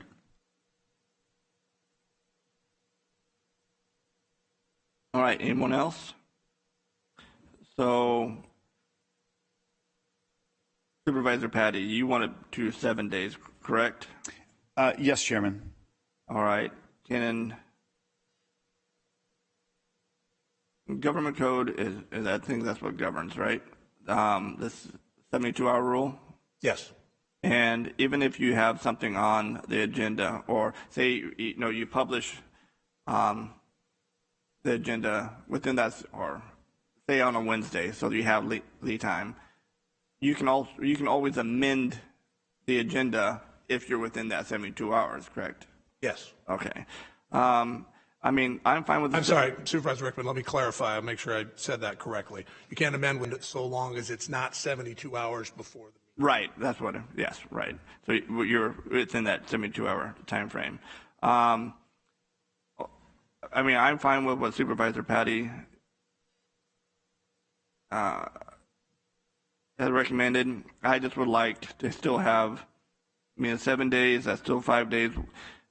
Something in there that gives some flexibility, preferably, or targeting, or whatever it may be, approximately, or something that is not specific. If I can, Mr. Chair, a potential suggestion, that first sentence of Rule 14 to be rewritten to say, by submitting a board letter and any supporting material no less than 7 to 10 days prior to the scheduled board meeting, period. Members are encouraged to submit materials at the earliest opportunity in order to allow for publication of the agenda in an appropriate and timely manner.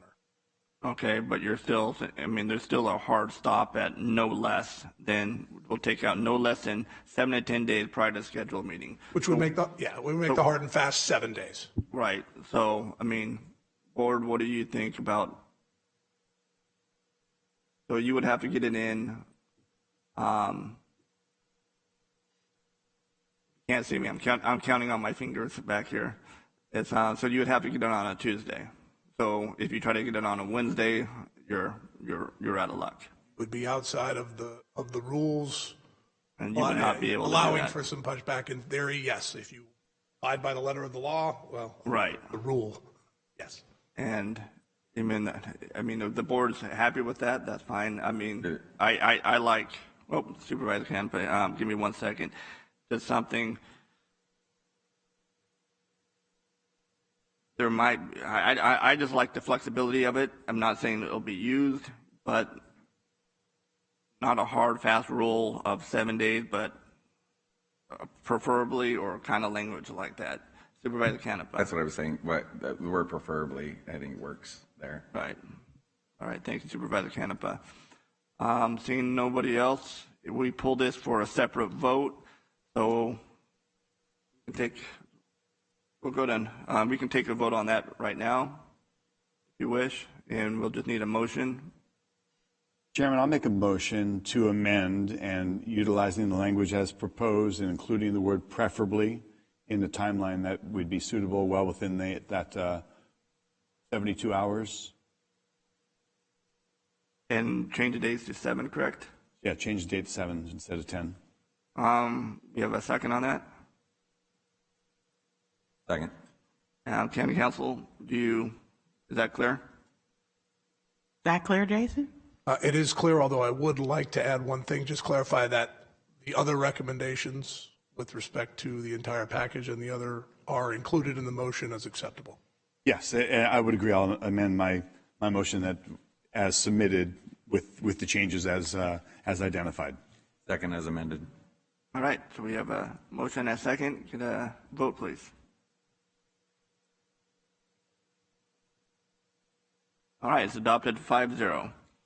All right, thank you, Supervisor Patty. We'll move to item number 7, which is was pulled because the CEO has an announcement on that one. Thank you, Chair Rickman. And Government Code 54953C3 requires an oral report on salary compensation before the board takes final action on this.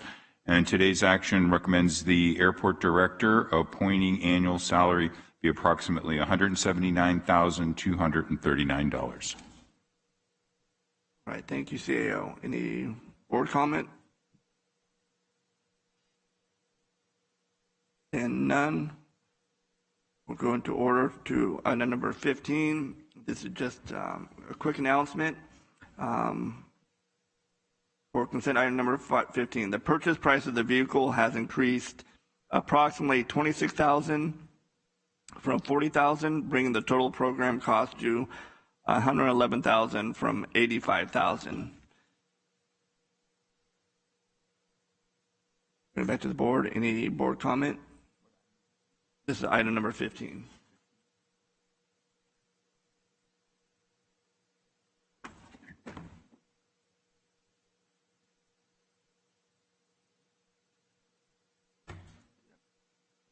So this item number 15, I'll read the title. Retroactively approve 2022-2023 off-highway enforcement grant in the amount of $63,086 from the California Department of Parks and Recreation related budget adjustments.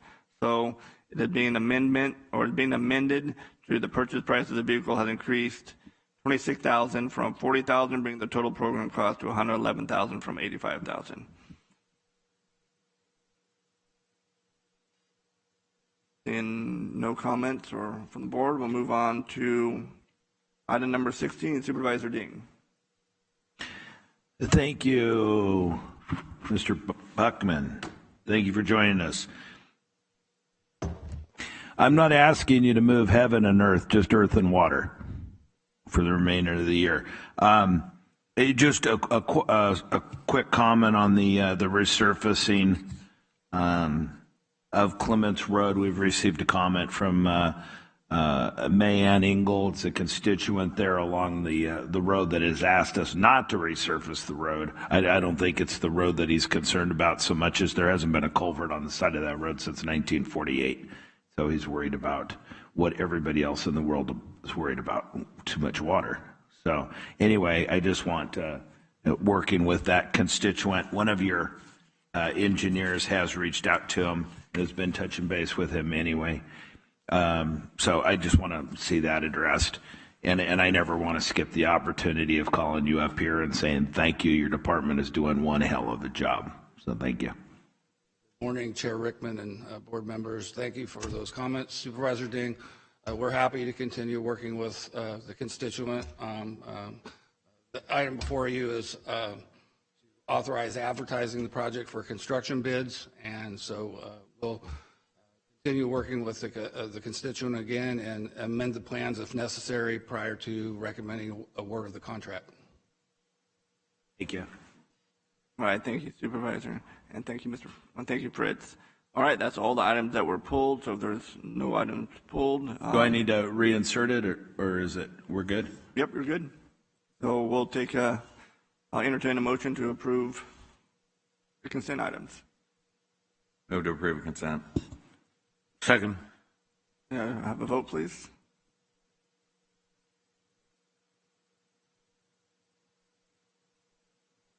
All right, passes 5-0.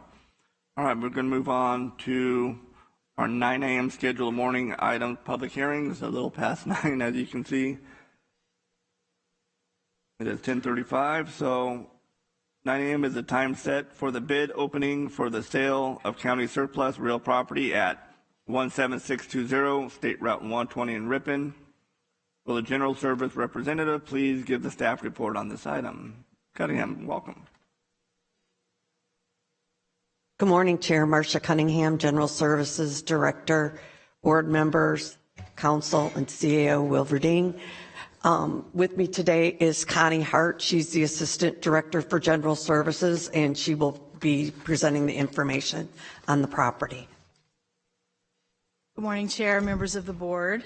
The property being offered for sale is located at 17620 State Route 120 in Ripon.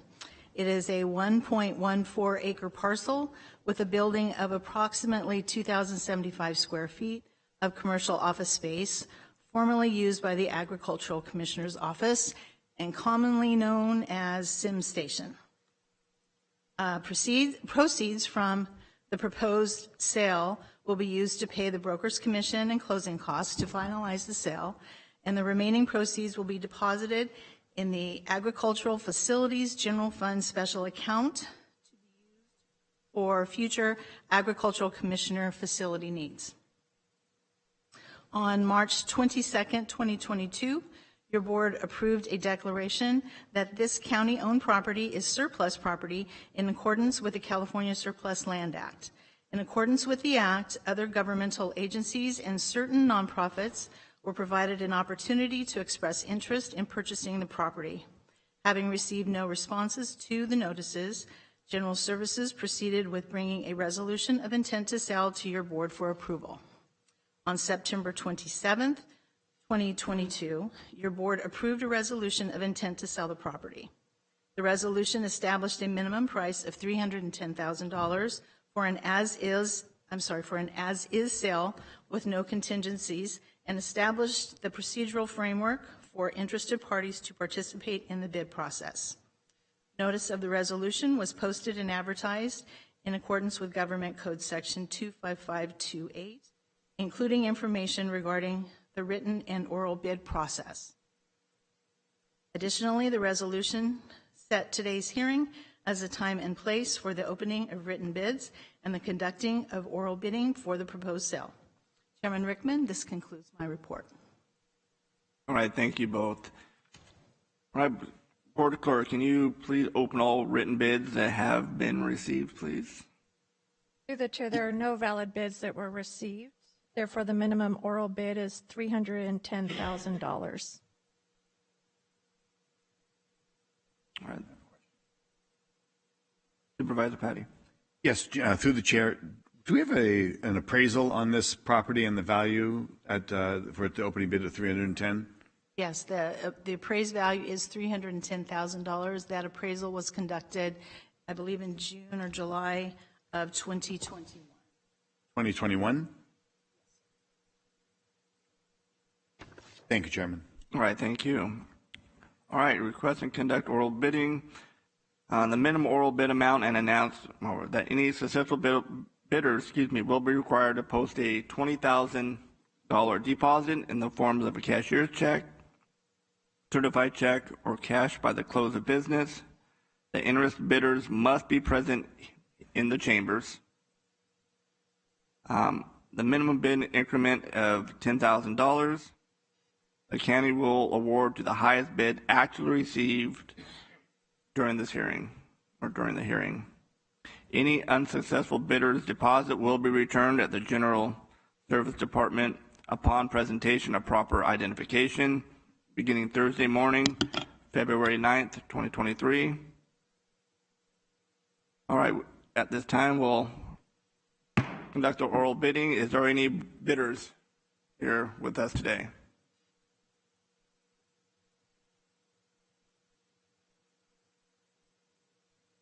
Going once. Going twice. All right. So there are no bidders. So we'll go ahead and close the bidding.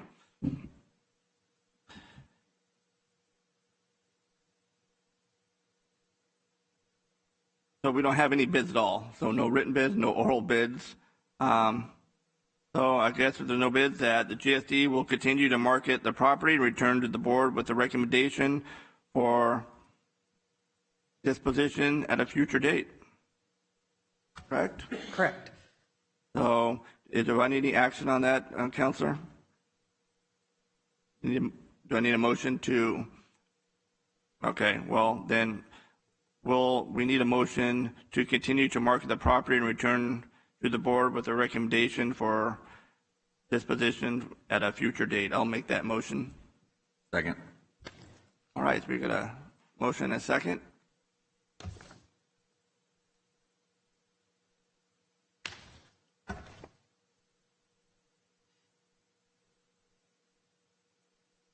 Ding.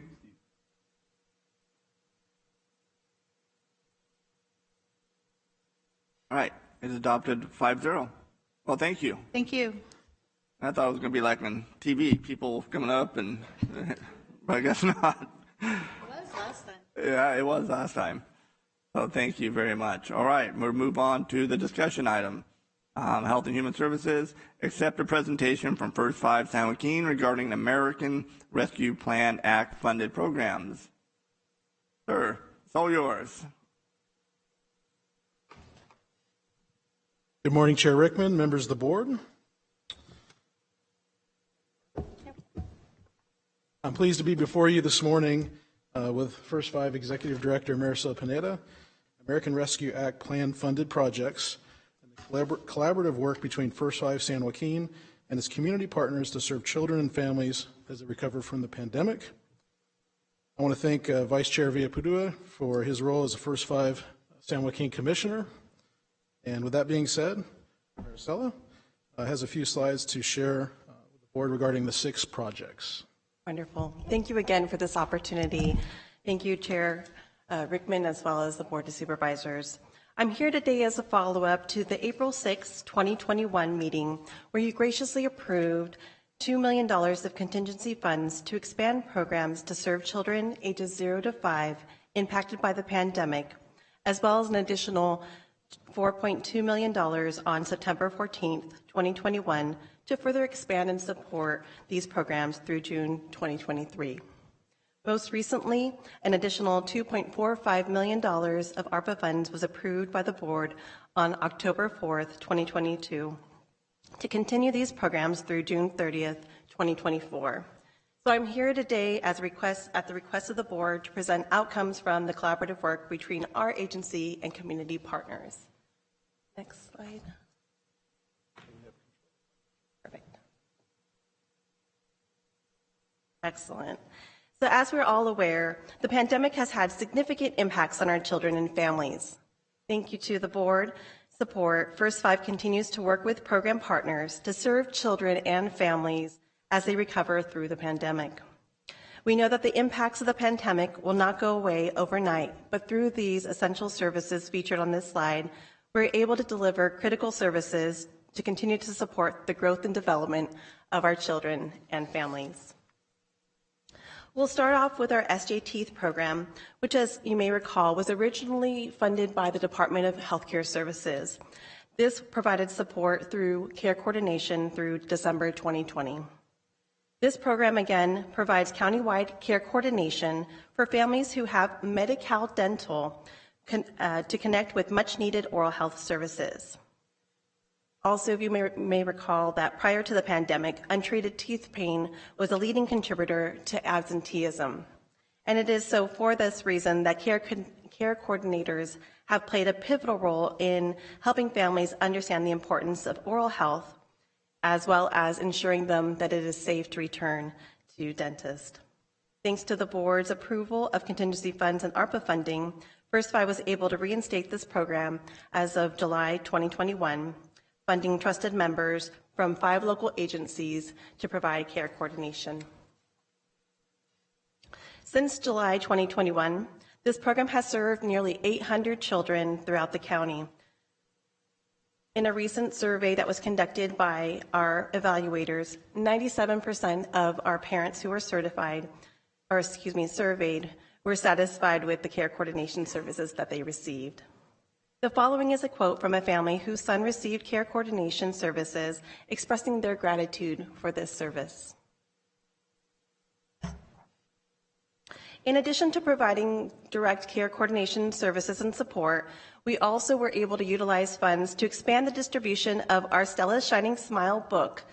This book is available in a variety of different languages and helps to promote oral health. It also supported the development and dissemination of a Stella Home Visitor Kit, which is featured on this slide.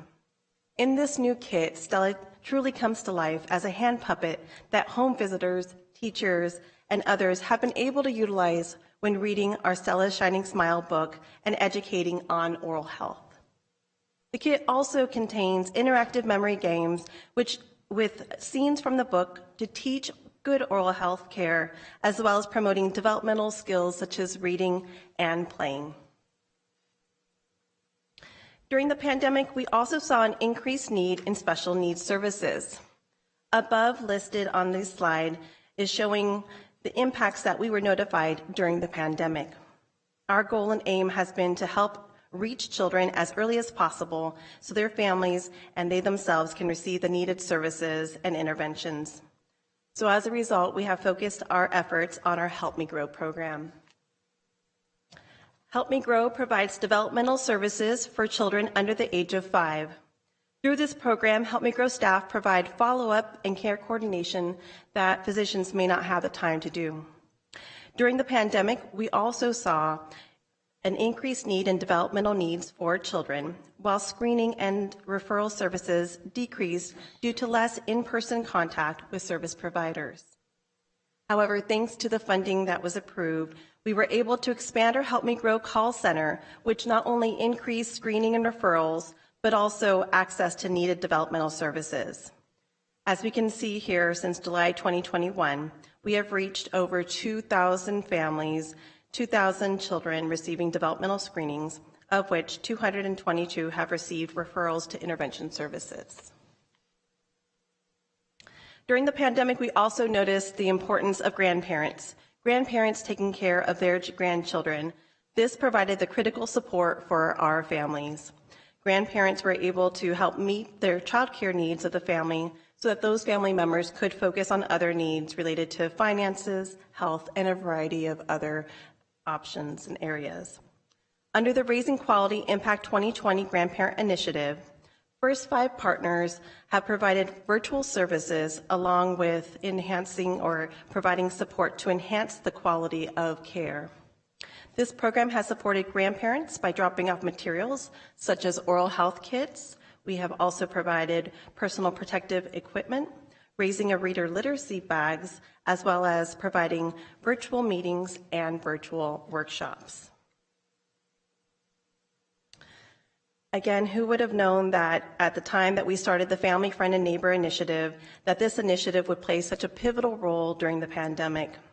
Through contingency funds and ARPA funding, we have been able to reach out and serve families outside of the Stockton area.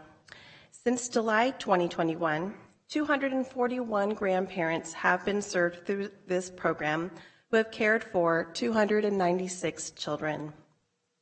Of those children, 66% of those individuals are dual language learners. Also, 89% receive developmental screenings through this program, which is a vital service. Through the Impact Grandparents Initiative, grandparents have also been able to expand their understanding as well as their comfort watching over their grandbabies. This quote is from a grandparent and truly captures the importance of the purpose of this initiative. Another area of investment was the expansion of our home visitation program. Home visitation has been and continues to be a cornerstone program for First 5. Above are the listed benefits of the evidence-based programming, which highlights the values and importance of parents as a child's first teacher. Through board-approved funds, First 5 has been able to expand home visitation services to agencies serving underserved populations and other regions of the county. Since July 2020, First 5 program partners have served 165 families. The following is an account from a local home visitor and their experience working with a local family. In addition to providing direct home visiting services, First Five has also provided support for home visitation workforce development. This was an expressed need not only by local home visitors, but it also came up as an important part of our home visiting strategic plan. Through ARPA funds, we have supported the development of a workforce development action plan this past year, which is informing our current work. This year, ARPA funds are supporting home visitation workforce development through a variety of different strategies. Through a learning cohort, training opportunities, a local home visiting workforce summit, as well as scholarships to the National Home Visiting Virtual Summit. The last area of investment is family engagement, an area that has been significantly impacted during the pandemic. This slide highlights the challenges that families and programs experienced during the pandemic. A common theme that our partners shared with us at the preschool level was families turning to them for support and access to needed services and resources. So as a result, it is for this reason First Five expanded the Family Engagement Initiative, which provides support to preschool teachers and helps them build bridges with parents while focusing on the strengths of the family unit. On this slide, you'll see the various components of the program, and through the help and support of the ARPA funds, we've been able to expand this program to the South County region. Through these services, we've been able to see a greater increase in health, as well as basic need and developmental screenings.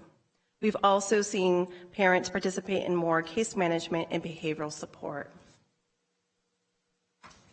As we look to next year, we appreciate the continued support to be able to provide these essential programs and services throughout the county.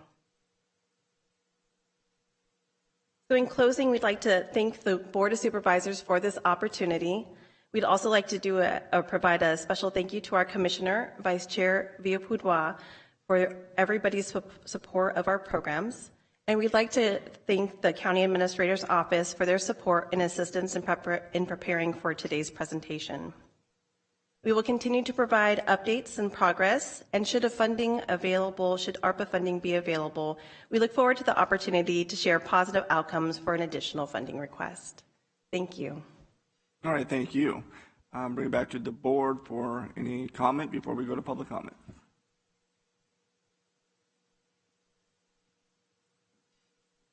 Vice Chair. Thank you, Chair. I want to thank both of you for your hard work on this item and what you do for the committee.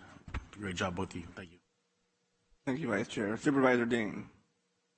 So this is 100% ARPA money? To be clear, what we are presenting today is both the contingency funds, the $2 million that we received, as well as the ARPA funding. Explain that to me. The other $2 million. $2 million was approved by the Board of Supervisors to be able to support program services and supports. This was a follow-up, it's my understanding, as post the CARES Act funding opportunity. Thank you.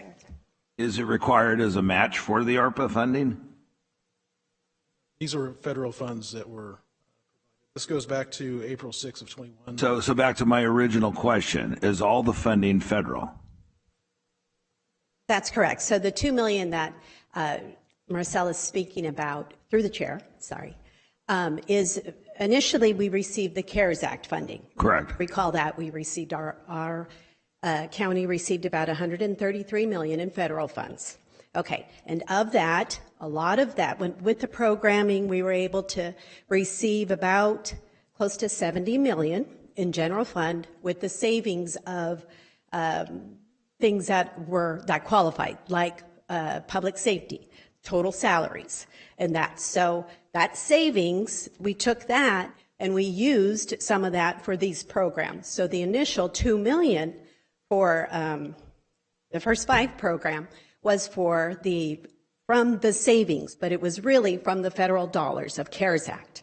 So no match was involved. It was just $2 million straight from that. Then the rest of it is ARPA funding. Thank you. You're welcome.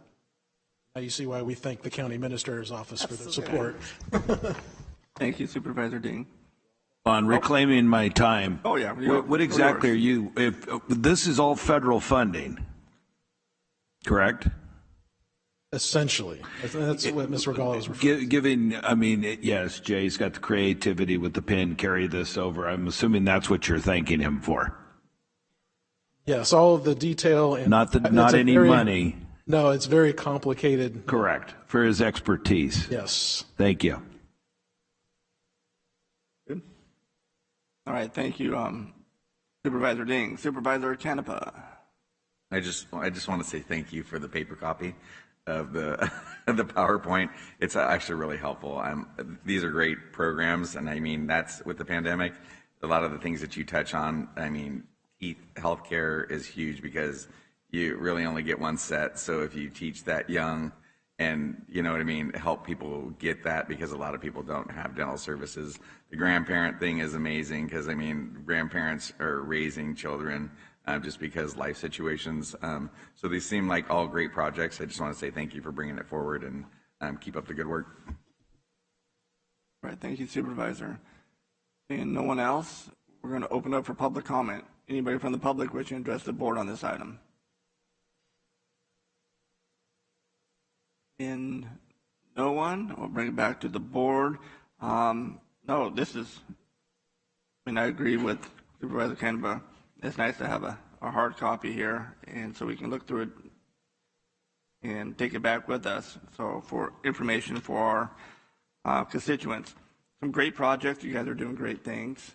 So thank you for your dedication and your staff, and keep pushing this forward and helping the residents here of San Joaquin County. We appreciate it. And this is not an action item. This is for information only, so there's no need to vote. So thank you for your time. Thank you. And it's only 11 o'clock. You can go home and take a nap or have lunch or whatever you may do. All right, so with that, we're going to move it on to the last item for here today, besides closed session, is the Board of Supervisors comments and committee reports. Supervisor Canepa, is that you already? Yep, that's me already. Man, you're quick. Yes. It's all yours. No, thank you. I just want to thank everybody for being so accommodating. We've been on I asked my chief of staff, Gina, to set up some appointments, and we've been really busy. So we did district attorneys on Thursdays, and I did WorkNet on Friday morning, ISD Friday morning, also was the assessor's office Friday afternoon, and then went to environmental health and Public Works on Monday. So we've been busy learning all the departments and the different services that everybody provides. So thank you for fitting me in your busy schedules and informing me on all the services that the county provides is pretty amazing. One of the themes, though, is obviously vacancies. So you know what I mean. That's important for an organization to be able to do the services with people. So obviously hiring, recruiting practices, and how we retain county employees is important for the health of the organization. So I'm also attending this weekend in Washington, D.C. There's the National Conference of Counties. So I will be reporting back on that when I get back on information that I've learned over the weekend. So thank you. All right, thank you, Supervisor Canepa. Anyone else? Supervisor Patty? Thank you, Chairman. We have, an hour and a half before we meet our earlier time? Here it comes. Let me start. Back when I was in second grade, I want to talk about one of my favorite teachers, the impression she left on me as we segue to this current board meeting. So I'd like to actually, again, compliment our two new supervisors. It's been a pleasure. There's such positive energy on the sixth floor. And I see also there's embracing the opportunity to be involved in the community and problem solving, especially as we've just come out of this rain event and some of the crisis that was going on around us. So again, compliments. It's been a pleasure working with myself and Supervisor Canepa. Kind of dug in right away. We've already taken meetings. Yesterday was another very fruitful meeting with Stanislaus on homeless issues. And again, we're doing a kind of an analysis a review of what's going on. We're not doing reports necessarily that's going to come to the board, but we're just going to do an analysis, come back and find where we're strong and where we're weak, and perhaps some ideas of what we need to do for the board to consider as it relates to homelessness. The sheriff just informed me earlier that Orange County, Florida, the Sheriff's Association that he was at over the weekend, Orange County, Florida has been identified on a consistent basis as truly addressing the issue. They have a crisis center that they bring people to. The sheriff's engaged. They bring them from there. They get services very much like things that we've talked about, emergency shelters, not the failed housing first model. So this will be interesting to find out what we're doing, but it's a pleasure working with Supervisor Canepa and his staff. Had a great meeting with Chairman Rickman and Caltrans, Dennis Agar, as well as California Transit Secretary Omeshekin, I believe is his name, along with our District 10 representatives. They were fixing and repairing Highway 120 in my district, and they had 30 plus separate locations where there was so much water flow that there was dramatic erosion, and they've been able to stop and prevent losing a lot of roadway, and they're working around the clock to take care of and address these issues. I have a question, and we're all kind of wondering, there's a bit of a buzz about, but what happened, and we'd like to get some answers perhaps. We had a building invasion. We had some sort of temp employee. I don't know if this is an IT issue, badges that should have been deactivated. They were not recovered. I'm not sure what happened here, but there's a lot of concerned individuals that work in this building that feel there's safety protocol and safety issues at risk here, so as well as the integrity of our offices and information that might be in any particular department. So I'm sure our CAO is going to be looking into that and kind of coming back with our next evolution of protocol that we could avoid any such action, because I know we are responsive in that regard. As it relates to IT department, I'm really perplexed. I've brought it up a couple of times about Wi-Fi. I'd like to see some options of what we can consider. I mean, I'm over at Kaiser the other day, and I can log in as a guest, and every time I go to Kaiser, I'm logged in automatically.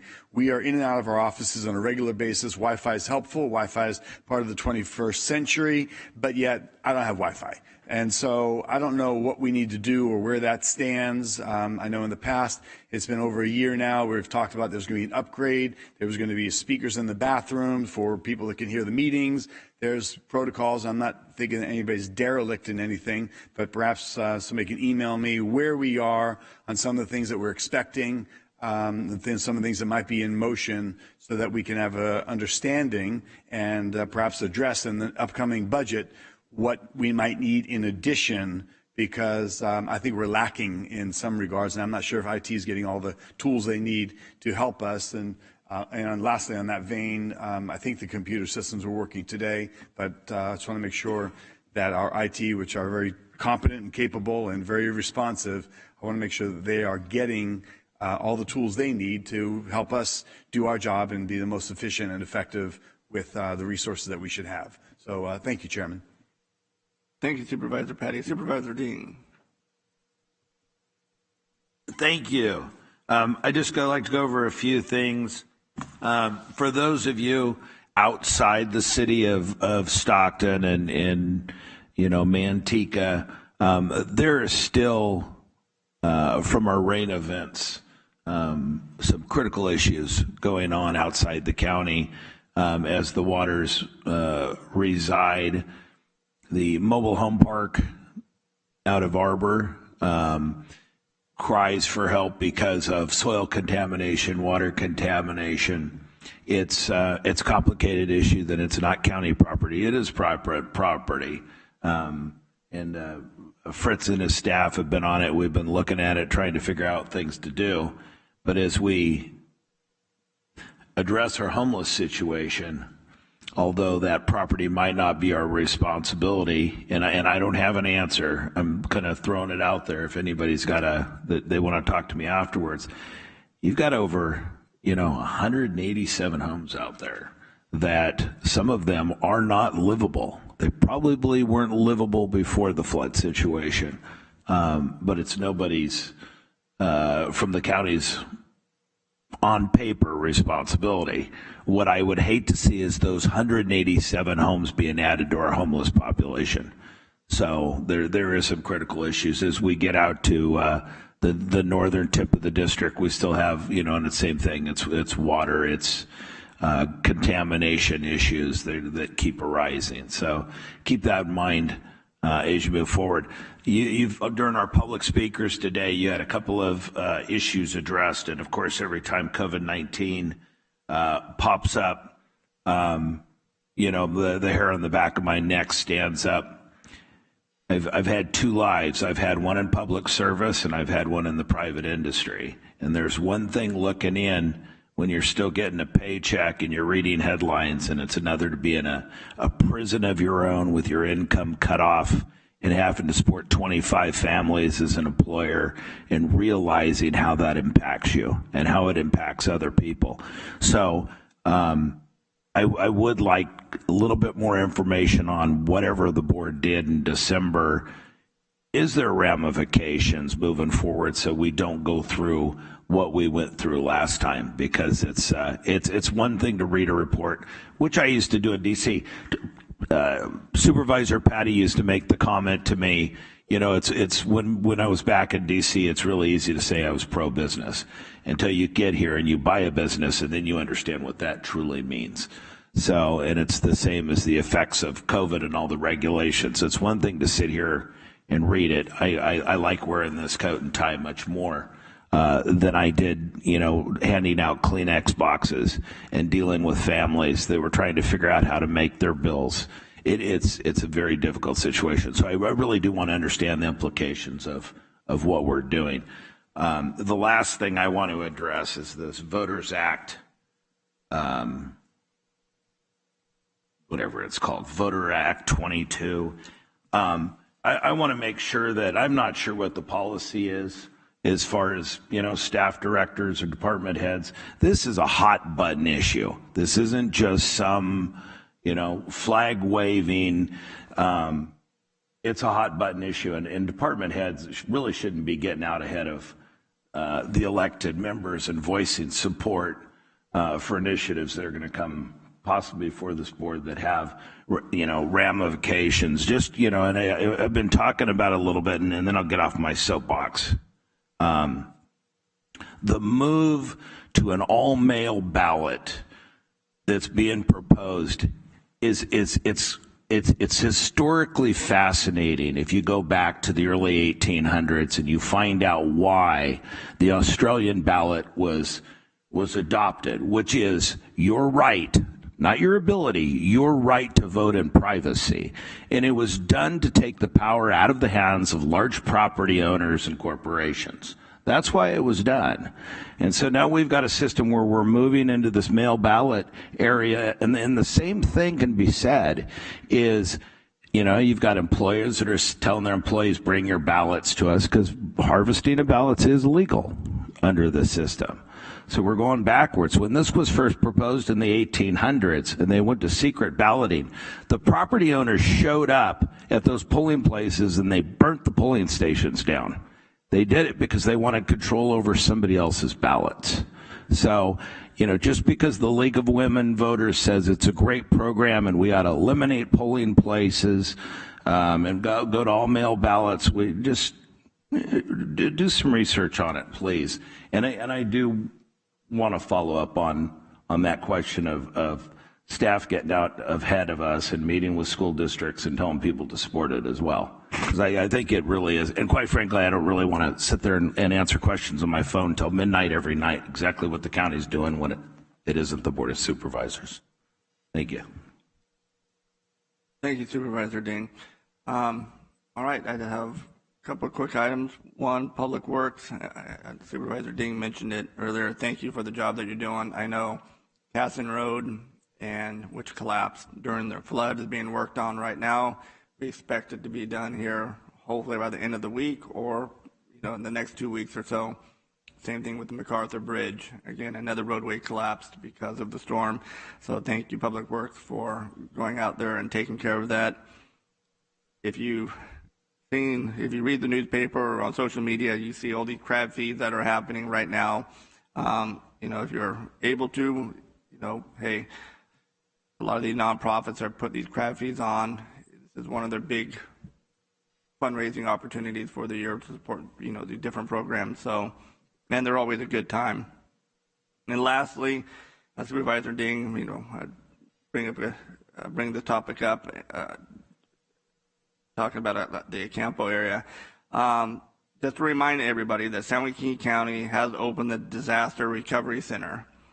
The Recovery Center is open at the Robert J. Cabral Ag Center, located at 2101 East Earhart Avenue in Stockton.